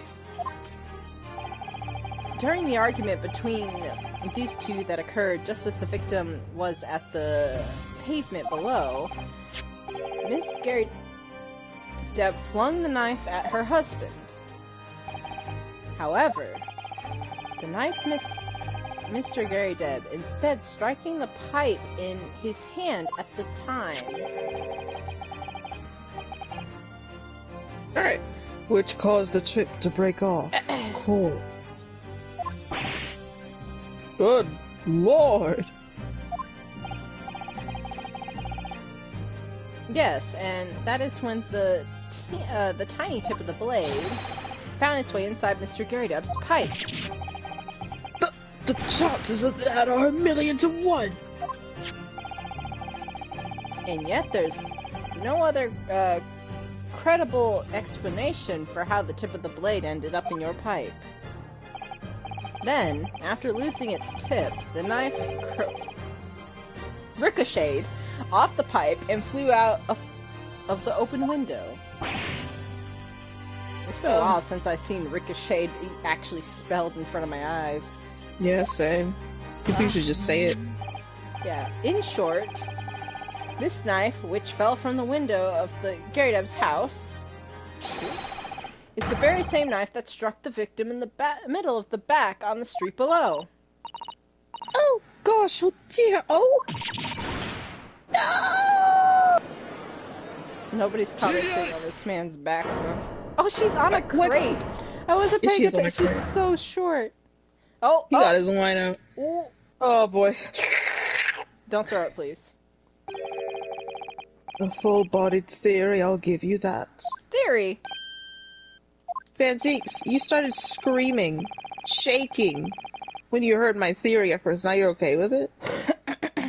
A complex bouquet of seemingly trivial points plausibly arranged to create an almost passable vintage. He's talking about his wine. Got some bitter notes to it. Allow me to toast my learned friend's characteristically Nipponi's approach to bottling his argument. Sorry? What? But after all, it's just a theory. The bottle, I fear, is corked. Because you see... No, please don't. Oh! Okay. It's spoiled by an insurmountable inconsistency. Fancy, stop Didn't it! expect to see that. I was not ready for this. Woo! And oh, I could. Oh. Lord Vanzeeks, what are you doing? Explain yourself. Explain it. What is this inconsistency you claim to have identified? An inconsistency of the simplest nature, my lord.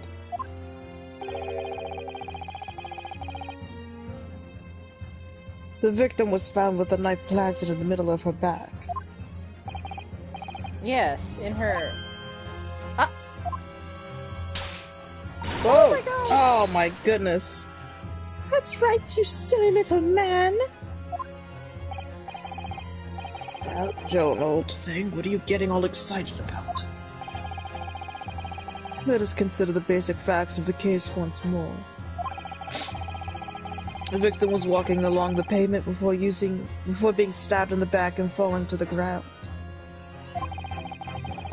If the knife that struck her had fallen from above...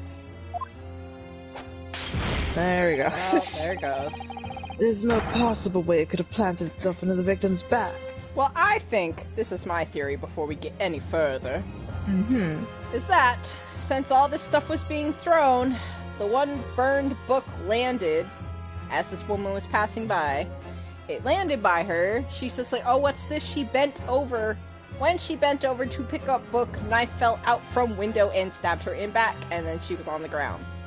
And that is my theory. Plausible, but what if she just slipped and fell? That is also a possible explanation, but like, how would the knife be there? She super fell.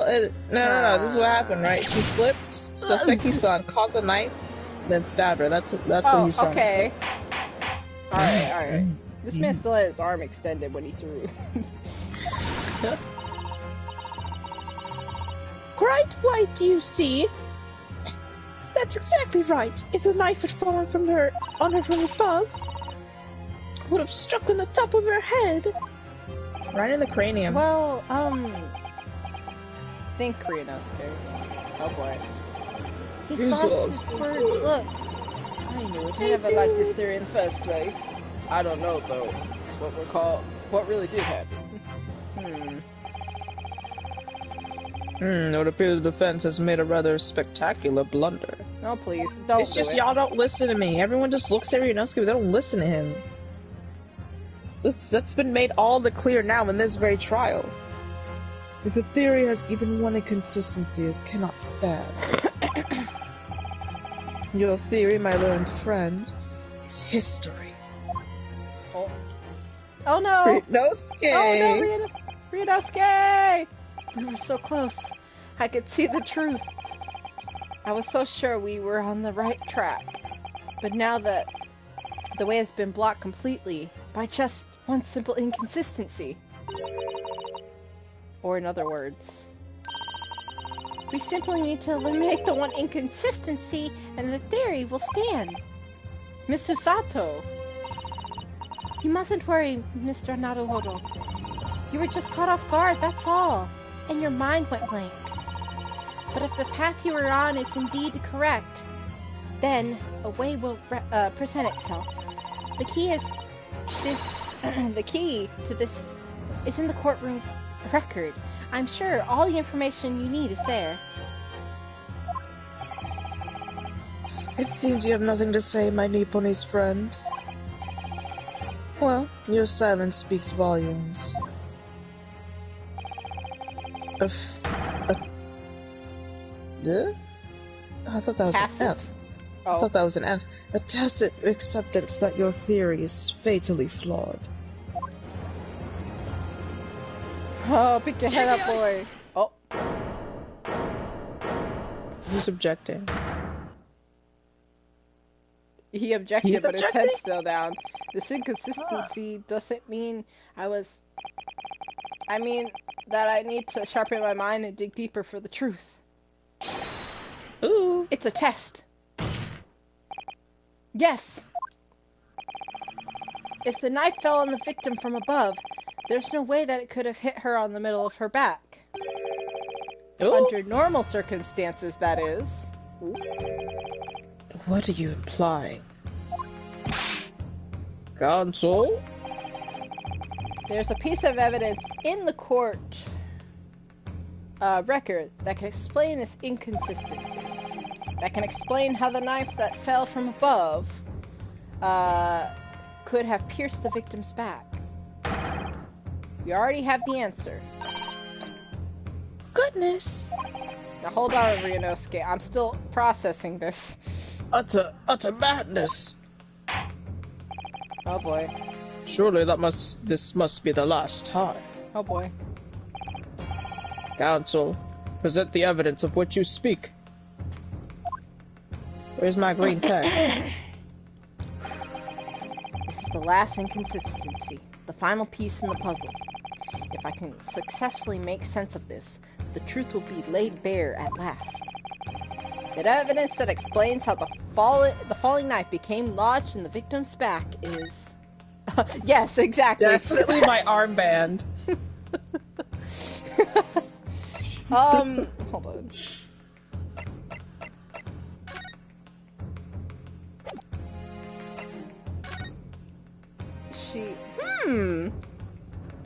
It could be that right here, she could have been picking up the book. Because the book here is in her hand. Why would it be in her hand? You know? That's what I'm thinking. That's what I'm thinking, but let me just... No, we don't need those.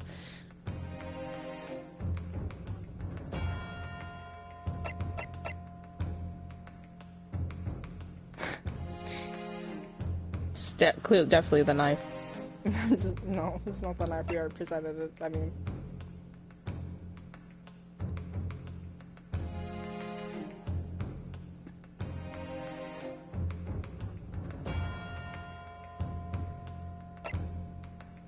That's his receipt, that's the map, so...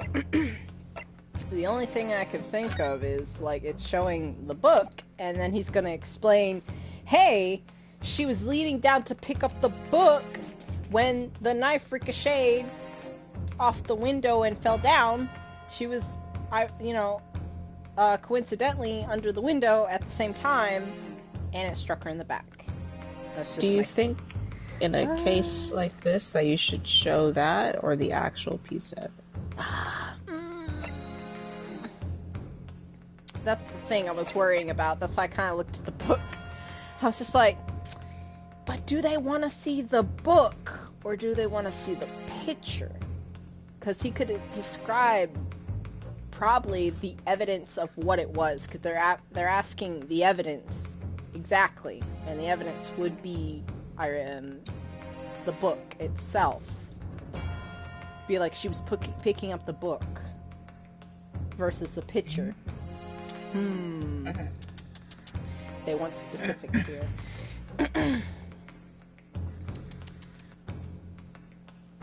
So, with that in mind, since you did put that into words, they do kind of want what specifically it was. I mean, I still got 2 more things if it is wrong. You do, but how embarrassing would it be after Ryunosuke's acting like this? What would Kazuma do? This is gonna be shaking his head. This, No. the 4th book, found at the scene. This is the final piece of evidence the defense will present. Yes, I love this song. But book? Yes. Is that not Mr. Gary Dead's book? Okay, but you guys are looking outside the box. Here, come into my room. Come here, please stand next to me. And to understand its significance, we have to consider how it came to be at the scene in the first place. This photographic print clearly shows the book in question. Oh, well, there you go, showing the picture after I showed the book. Ah, see, I was there. You were there, you're just... And the victim holding it in her hand. That's the thing, I go back and forth between, like, do they want the picture or do they want the actual thing? Because it's just like, That's usually what gets me too, where it's just like, do you want the picture of the evidence or do you want the evidence itself? But as we all now know, it was the police constable that put the book between her fingers like that. Actually, he said that he found the crime scene like that, so... Actually, were you even listening, Danzies? Like, no. As we all know, he just looks at you, he doesn't listen to whatever's happening. No, he said that he saw it in the victim's hand already. He was just replacing it. In one ear, out the other. Quite so. As part of his wholesale transplanting of the crime scene to the opposite side of the road. That's true. However, as part of his testimony, Constable Beat made an extremely enlightening statement at this point, or on this point. But why did you put the book in the other way? What did you say? Because I was out here. No, I'm not gonna do it, I'm sorry. But this is like, what is she reading? Yeah, what am I reading? Because you couldn't figure it out.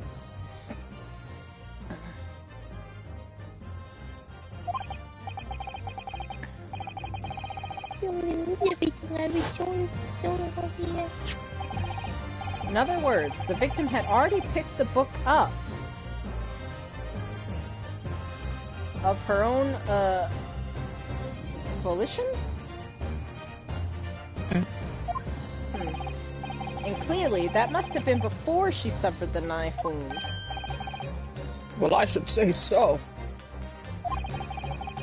After being attacked with a knife, I couldn't imagine she had been doing much of anything.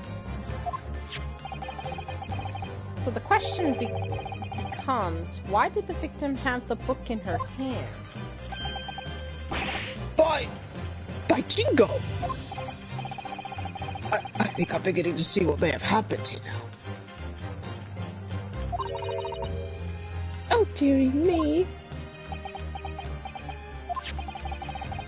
We know that the book fell from the top floor of the Garrydeb household into the pavement below. At precisely the moment that the victim was walking past. Yes, at exactly that moment. The young woman was walking along the street in the light fog, when all of a sudden, a book fell right in front of her. And what do you do when something falls right in front of you? You just look at it, that's what light did. He looked at it. The book I threw. Yes, Mr. Garrydeb. Now what do you think the woman did?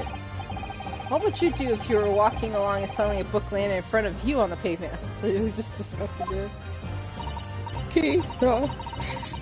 Well, I really can't imagine it, but I suppose she might have reached down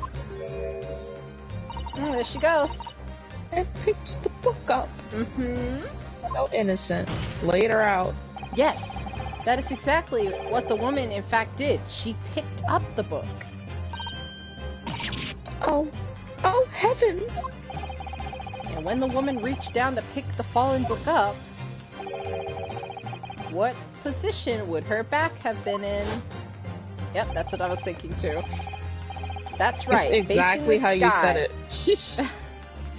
I've already figured it out. That's right. 10 steps ahead of you.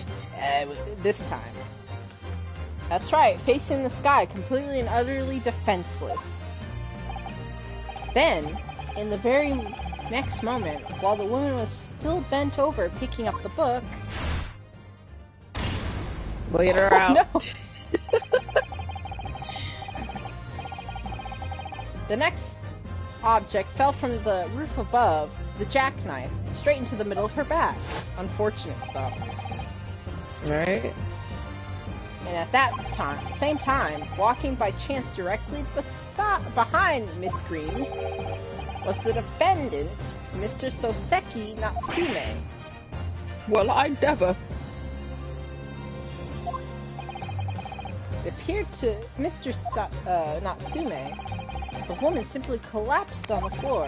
It's the pavement. In the dark, in the fog, he didn't see the knife falling on her from above. Ah! I want you died. And from the other direction. The constable and his wife saw no one but the victim and her apparent attacker. So there never really was a real culprit It to was run just from an the scene of the accident, a first big one. old accident. Kind It of, was, I it guess. was. Everyone at the wrong place at the wrong time.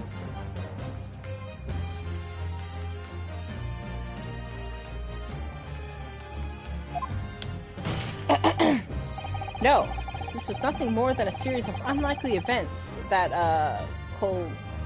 culminated in an unfortunate accident. And that is the real truth behind this case.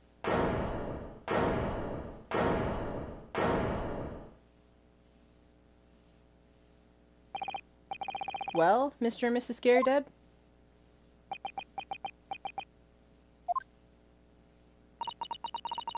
The very first time you showed me that knife, I had my suspicions.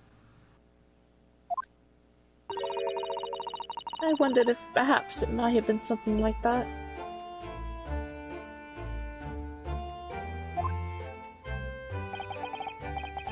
There, old bean. Poor Miss Garrydeb. Or Miss Garrydeb, like I said, don't shoot her husband. Of course, I never meant Is anything. everybody gonna, like, the abuse?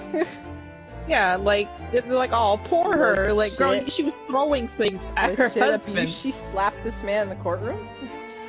You Yeah, know how many shouldn't have people been. get in trouble for laying hands on their husbands? I mean, I assume back in these days nobody cared. Not then, I guess. They're like, oh, he must have done something. It must have been his fault. Of course, I never meant for anything of the sort to happen, but... it was all my fault, wasn't it?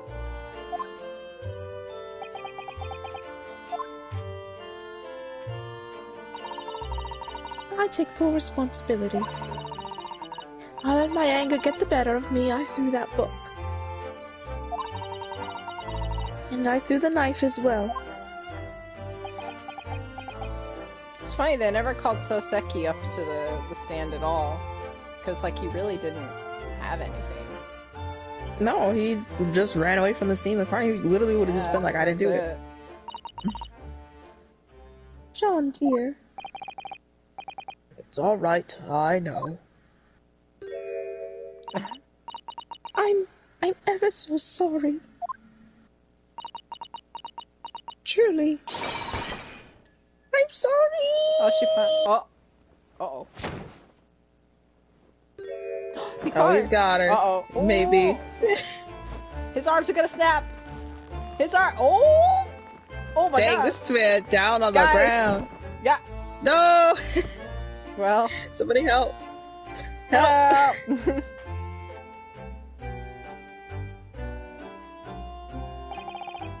Lord Van Zeeks, what news of Mrs. Garrideb? She's dead, Your Honor. She had a heart attack and, she's been taken into the infirmary. It would appear that today's events have left her in an especially flustered state. However, I believe she will recover in due course. There is no cause for concern. She's like dead by the next week. Yes, unbeknownst to themselves, they caused what could have easily been a terrible tragedy. Yeah, she's lucky she didn't die. She's lucky she also is not paralyzed from, like, the neck down. Well, it could have, like, know pierced that. her spine. Well, she's not a main, it doesn't matter. True. But you're right, she is lucky that, like, they're just saying, oh, she's in her head. Yeah, because she could have just been walking by, didn't look at the book. Yeah. There is some good news, however, my lord. I just had word from the hospital where the victim is being treated. Her condition is improving steadily, and the doctor believes she'll regain consciousness soon. Is she? Alright.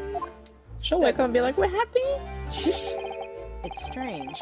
You've been talking about the victim all this time, but we never once met her. She's in the hospital! Yeah, and unconscious. Yeah. How wonderful! The woman is out of danger, it seems. Yes, this is good news. So, Mr. Soseki Natsume, let's see the boy.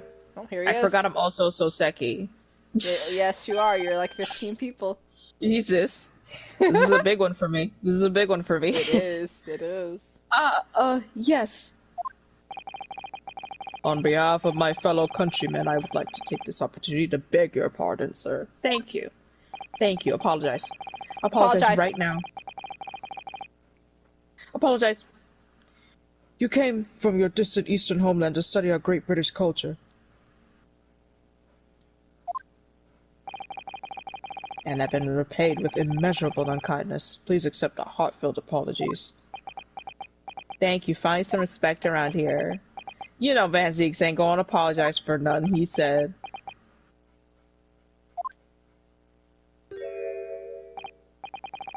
No, it is me who should be begging your pardon. Oh no, Mr. Natsume. That evening when the young woman just collapsed on the pavement before my eyes. He's gonna be like, I did it, I killed her. No. That's right, there wasn't their knife, it was mine. I jumped to the wrong conclusion again in my confusion. What conclusion, sir?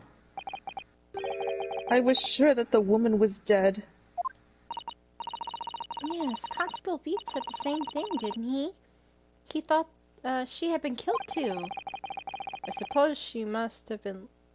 She must have looked completely lifeless. Yeah, she did. Inosuke, have you not seen the picture? Inosuke, we looked at the picture, we kind of laughed about it too. Like, you were laughing for like 15 minutes about that picture. It's been about a year since I arrived in Great Britain now. but I still can't get used to the life here.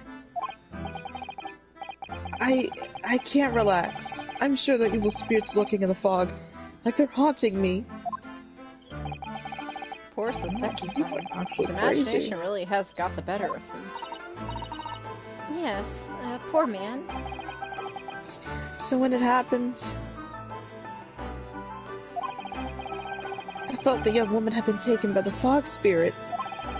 The people in the jury are like, oh, so he's actually crazy. Maybe you shouldn't let him go. He's I delusional. should have never... He's like insane. What's wrong with him? I should have never dropped my books like that and ran away. I should have called for help. Like for a doctor, for the police. Instead, I managed to create a rift in the relationship and trust between our two empires. And for that, I truly am sorry. Where's those sandals? Hold on. Let's see those Air Jordans. Dang it. Didn't zoom out enough. He's not standing on top of a box. I swear, I was like, is he really wearing, like, sandals? He's just wearing sandals out here. Well, that created he a did chain of read. Hold on. unfortunate... Oh, one could indeed say that some sort of mischievous spirit has been at work here, I think. When that created a chain of unfortunate mishaps. We were befooled by this spirit and led to false conclusions. Who's we? You mean you? Everybody but me. Oh, but me, 'cause I know he didn't do it. But thanks to Lord Van Zeeks and our young lawyer here from the east, can you thank Rinosuke first? Like, why would you thank the prosecutor first? It's like, okay. Taking all the credit here.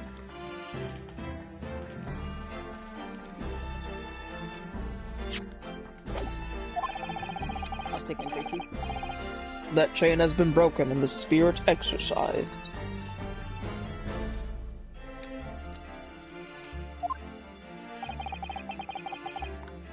I heartily commend you both. Oh, Nice. Now then, ladies and gentlemen of the jury, yes, my lord. in concluding this trial, I must ask one last time for your decisions regarding the defense culpability. So I'm gonna be like, guilty. Are you I was ready like, to wait, present what? What? What happened? Someone's gonna be like, well, actually, there was this whole thing that I didn't really get. What happened to this? As the foreman of this jury, I can assure you we've reached a fair and just conclusion.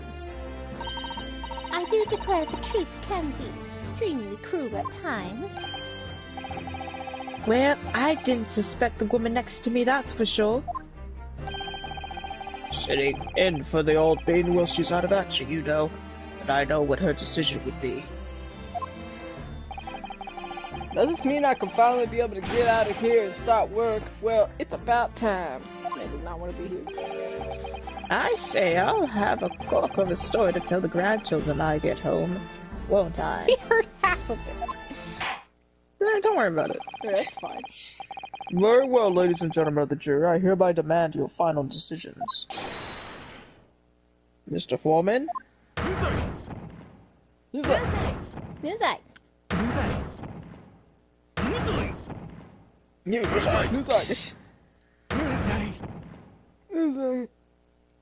not guilty. Let's go.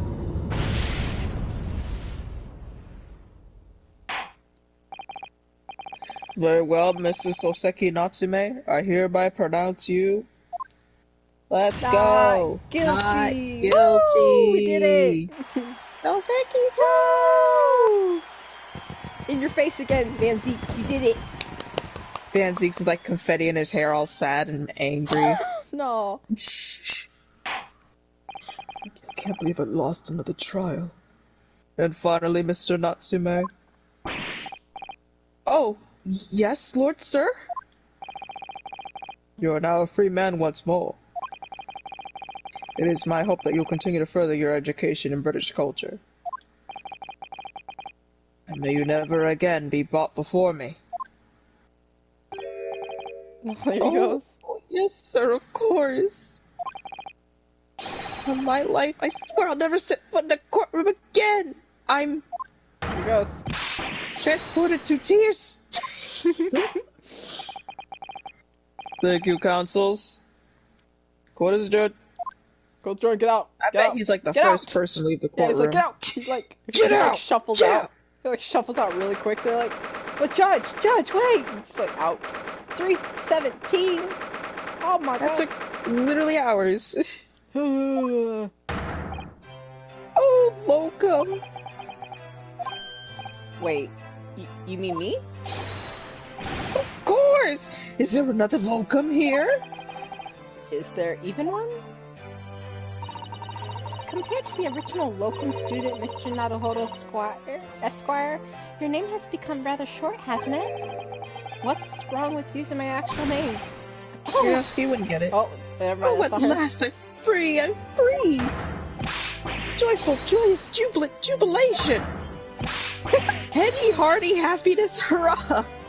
Anything else, Oseki-san? Oh, I'm pleased! Mr. Natsumi is delighted! Would it be so hard just to say that then? Look, we did it! You saved me from the brink! Well, what happened to the poor woman who is in no way your fault? Well, what happened to the poor woman was in no way your fault after all. I'm just glad everyone can see that now. No, not that! Lovely, loyal locum lawyer! Yes? I mean, as I said before, I have just never gotten used to life here in Great Britain.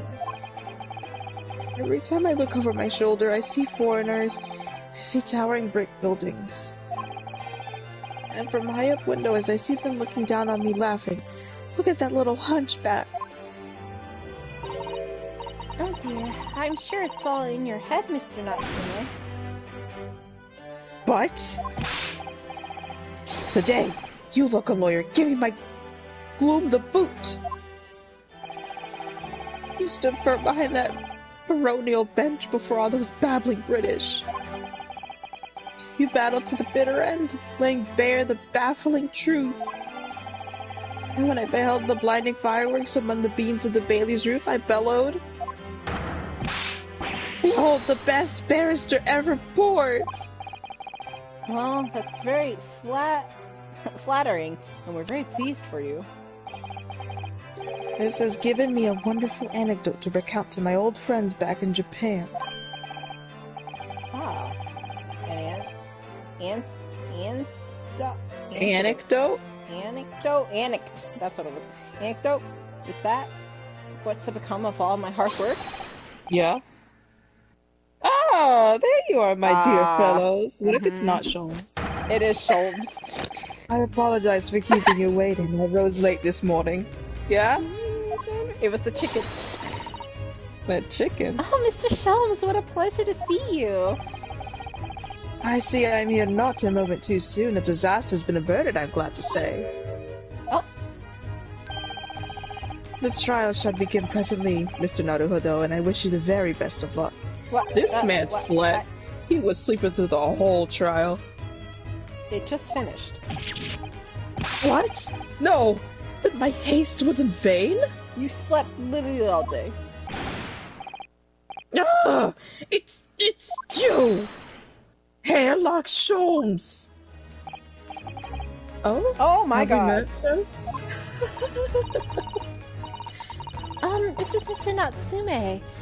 The man you arrested, Mr. Sholmes? Ah, I see. I failed to recognize you at first. Our previous encounters have taken place in the gloom, either your bleak lodgings or that prison cell.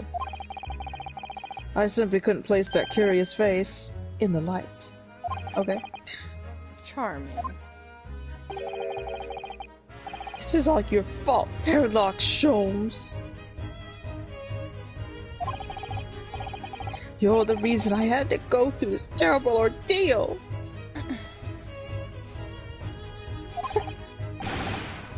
I'm going to give you a piece of my mind. Hey, boys, come on.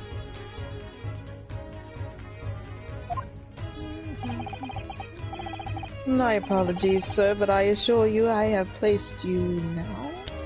Question mark? You're the fellow who abandoned that poor young lady and ran off, are you not? He got you there. Ah. Had she been taken to hospital more urgently, I feel perhaps she would have regained consciousness by now. To be fair, Rolly sure did leave her in the snow as well. Oh. But it was unavoidable, I'm sure. We are but human after all. Anyone would have been shaken by such an experience.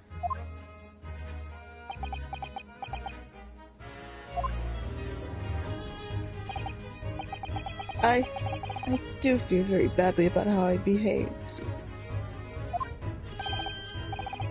Well, never mind. Now then, what was that you wanted to say to me, sir?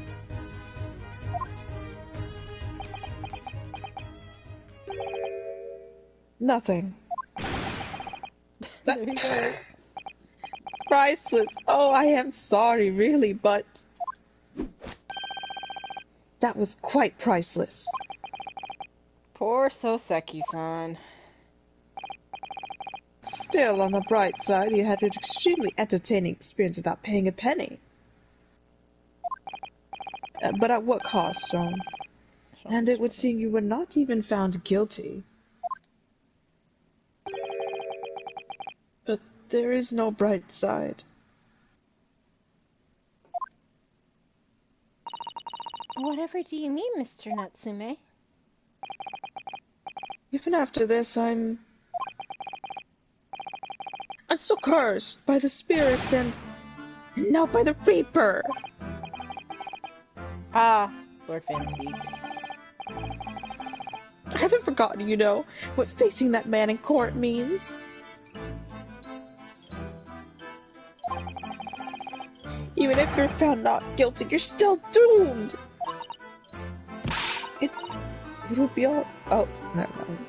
I saw S, and I thought that was Soseki-san. It will all be alright, Mr. Natsume. If the Reaper appears trying to make trouble, I will protect you. Why him? With a perfectly executed Susato takedown. Much as I like being turned on my head, a bit of warning might be nice next time, Miss Susato. He likes being thrown around? Apparently so.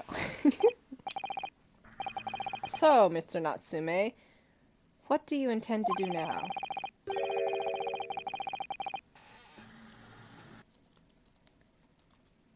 You mentioned something about recounting your experiences to your friends back in Japan?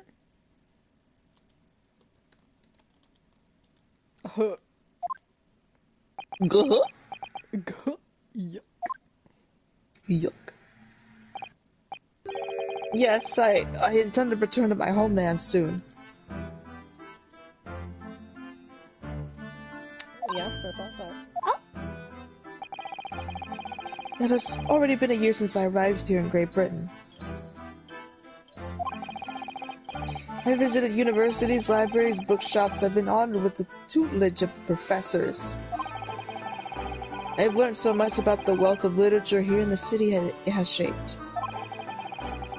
And I've come to realize that it is my calling to sail home and tell my fellow countrymen about it. That's very touching, Mr. Natsume. Or perhaps in less veiled terms. You wish to withdraw halfway around the world to escape the terror of the Reaper's curse? No, that's not it at all!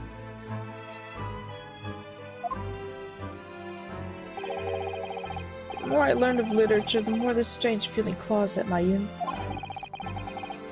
I feel compelled to return to my roots and attempt to pen a work of my own. Oh, I see. Work of literature by Soseki-san. Could be an interesting read. Oh, I'm sure Ryunosuke. Hmm. And what about Miss Susato and yourself, Mr. Naruhodo? Sorry? What about us? Will you return to Japan alongside your mustached compatriot? Why would we? A week has not yet passed since we arrived in London, Literally day 2. and only now does it feel as though we finally found our feet. And you are accommodated in a hotel at present, are you not? That's right, but we need to find lodgings before it bankrupts us.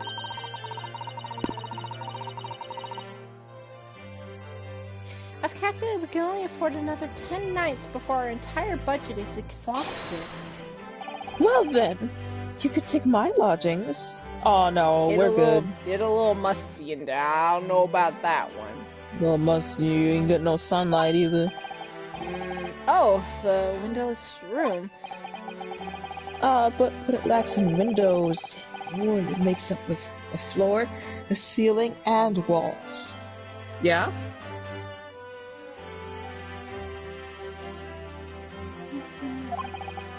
Great. And of course, I'd be happy to leave behind the accursed evil spirit. Well, we don't want the evil spirit, actually. Oh my, an evil spirit! I mean, he's been talking about this. I don't know why we keep questioning. He has been. Oh yes. It tries to suffocate you while you sleep. Oh. It's an infallible wake-up call. We'll think about it if that's alright. Perhaps I can offer a more welcome alternative. Can I stay at your place, dude? We sleep in the same bed? Will you consider taking lodging with me? Really? Well, a vacancy has conveniently presented itself. Though it is up in the attic, I might add.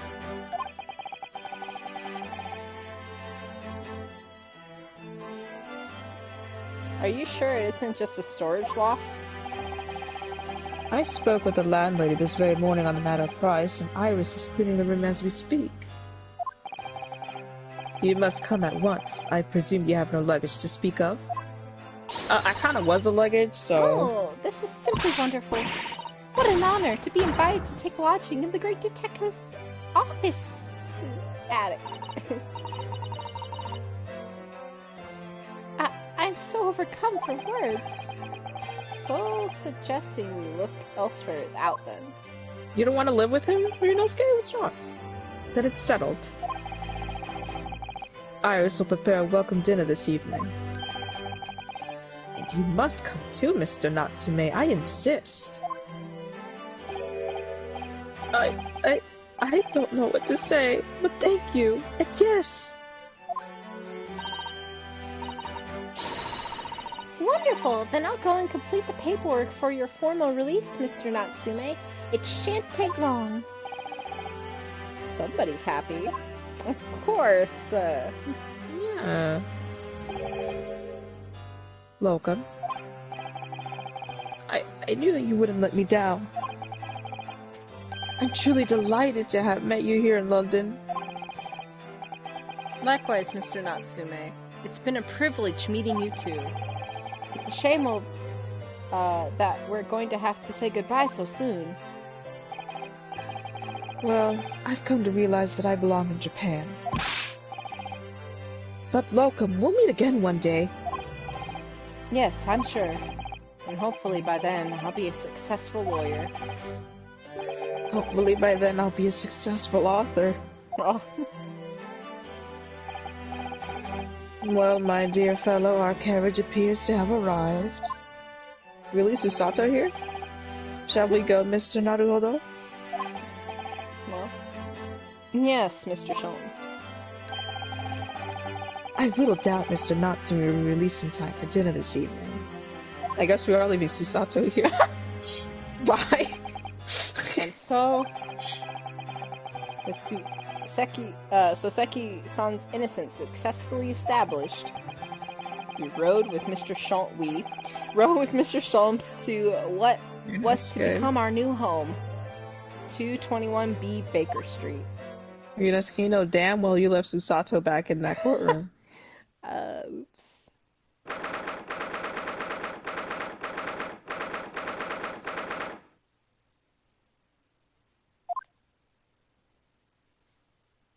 bad, not bad. So this Is to be our new office, yes. our office? I rather like the sound of that. Me too. It's simply wonderful, isn't it? I hope you can see this. Ah! I tell you, you keep thinking about him. Mwah. Hope you can see this, Kazuma. I'm doing it for you. I hope you can see this, Cosma. It's only a small step. But I'd like to think we're getting a little closer to your dream now. So, my dear fellows, do you like the place?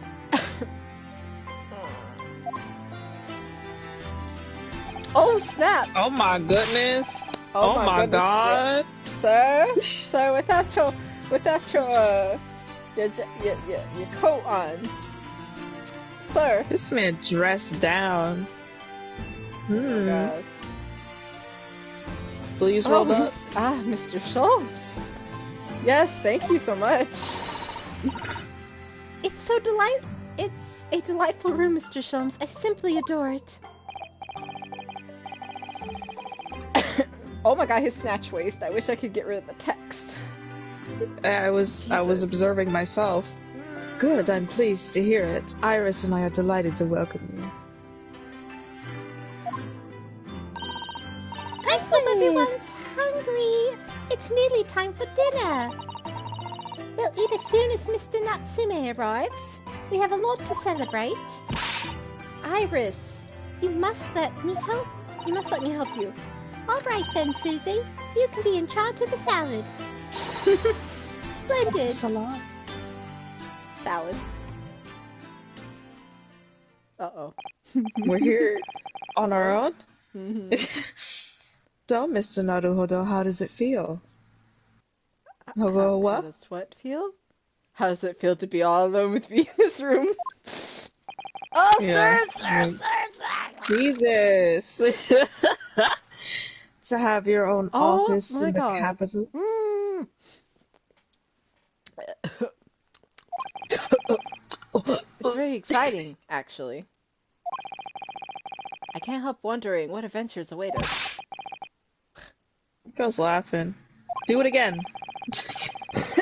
Those are precisely my sentiments when I first established my office at these premises.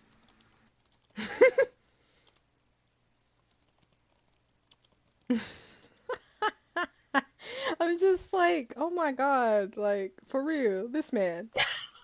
For real. It just hits different when he shows up, like, you know, underdressed. Until I discovered the dark truth about the city of London, that is. What are you talking about? Sorry? London is a glorious place full of wonder, opportunity, prosperity, and mirth. Who over here leaving messages? The freaking bots here. I'm modding.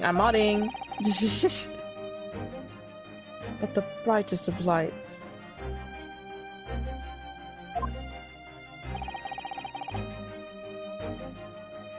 He still got his gun. We do see Past the it. darkest of shadows. It's just, you know, it's the Shadows? What do you mean? A hedgehog? Well, I believe you're well aware of the murkiness that lies behind London's facade already.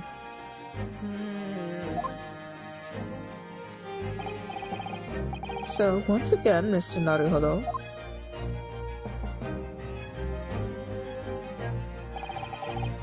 Welcome to London. This dude just said, you've seen all the crime and stuff. The illegal stuff, Thank the you. tampering. Thank you for welcoming me to London. Thank you. Of course, at the time, I had no idea of the significance of those words Mr. Sholmes so casually spoke. But it wasn't long before my turn came to lift the facade and see the true depths of the murk that lie beneath it. Or, well, You trying to behind murk it. my girl? Gonna murk me? Sir? Maybe he already has. That's why it faded to black. He was like leaning Ooh, into that it. was a good try. I really liked that one. Ah, we've landed in London! We did Welcome it. to London. Welcome to London. Alright, we're gonna see the next opening to the The next Adventure one. of the Unspeakable Story. Ooh. The Hound of the Baskervilles? Mm-hmm. Ow! Ow! And then we'll make it to second game. Very Ooh, close. I like this cover! I really like It's this a good cover, I like it too. I love it. Let's see what's going on. 来たぞ。ホームズの鋭い声が濃い霧の壁の向こうから聞こえてきた。私は霧のまとわりつく拳銃の撃鉄を起こして息を潜めて待った。永遠とも思える静寂。そしてその瞬間は突然訪れた。霧の中から見たこともない巨大な獣が私の目の前に躍り出たのだ。それは確かに犬だった。しかし明らかに尋常ではなかった。目はこうこうと燃え上がり、猛牛ほどもある体躯に獰猛な青白い炎をまとっている。血を這うような息遣いとうなり声。私はあまりの恐怖に震え上がった。見たまえワトソン。ホームズは魔獣を見据えて言い放った。こいつこそバスカビル家に代々語り継がれる伝説の魔剣なのだ。Big boy, big puppy. Puppy. Big puppy. Oh my The goodness. first 2 months in London passed by in a 2 months, nice, in a flash. In this disconcerting courtroom experience we were first thrown into on the day we arrived in the country, and in Soseki's terrible ordeal that had followed closely behind, we had emerged victorious. However, there then came an abrupt end to our opportunities to appear in court, which was hardly surprising, of course, since I was nothing more than an amateur, an unknown student of law from a faraway land. So life in our little office was very quiet. That is, until it was shattered one day by the faithful telegram. April! We went from February to April! Oh, Naruhodo's legal! Yeah, it's starting. Ah, that's... Ah. Uh-oh. Oh, set up. Here's the Daruma doll. That morning, it was woken by an unserved knocking at the door by a telegram boy. But after he'd gone, Sato-san's behavior became very obviously strange. Susato-san? Yes! Whoa. The instant transmission. Is it time to leave for court already? Let me see. What case is it today? I don't think it's scheduled to defend anyone at the moment, am I? Oh, no, of course not. How silly of me. But I think Iris said she would make us breakfast this morning. So, shall we go down to Mr. Sholmes' suite? Yes. Iris makes the most delicious breakfast food.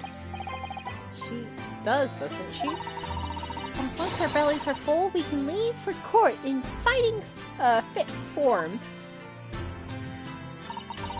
Let me see. What case is it today? Here we go again. Do a favor for me, look at the shovel. Oh, look at the shovel, okay. The shovel.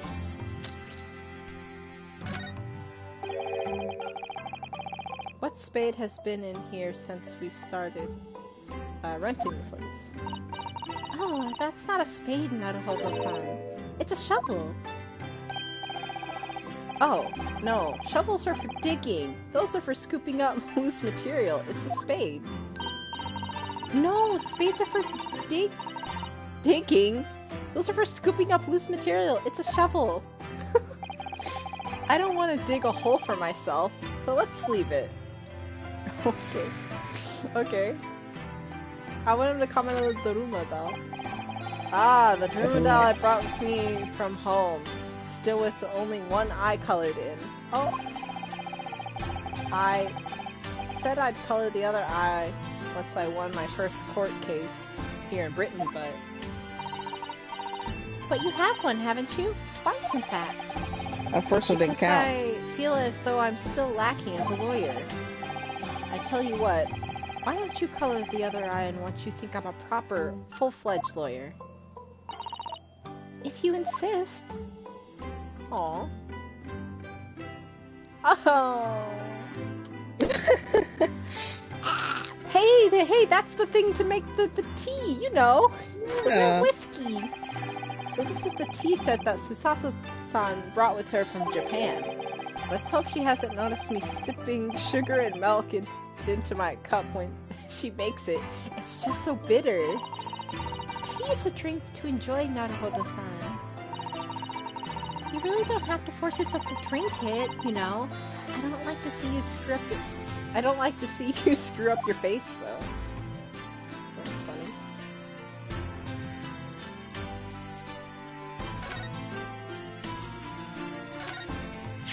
It's like a bunch of... What is that over here hanging? Potatoes? Onions? This must be the telegram. Let's see. No! You mustn't look at it! Not under any circumstances! Alright, I won't. I'm sorry, Naruhodo-san, but you can... Be very mischievous at times. Oh, can he now? Then put the telegram away if you don't want people looking at it.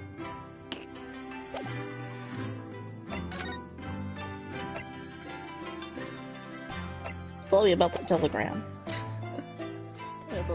I mean, I'm gonna save it here. Or well, you know. Oops.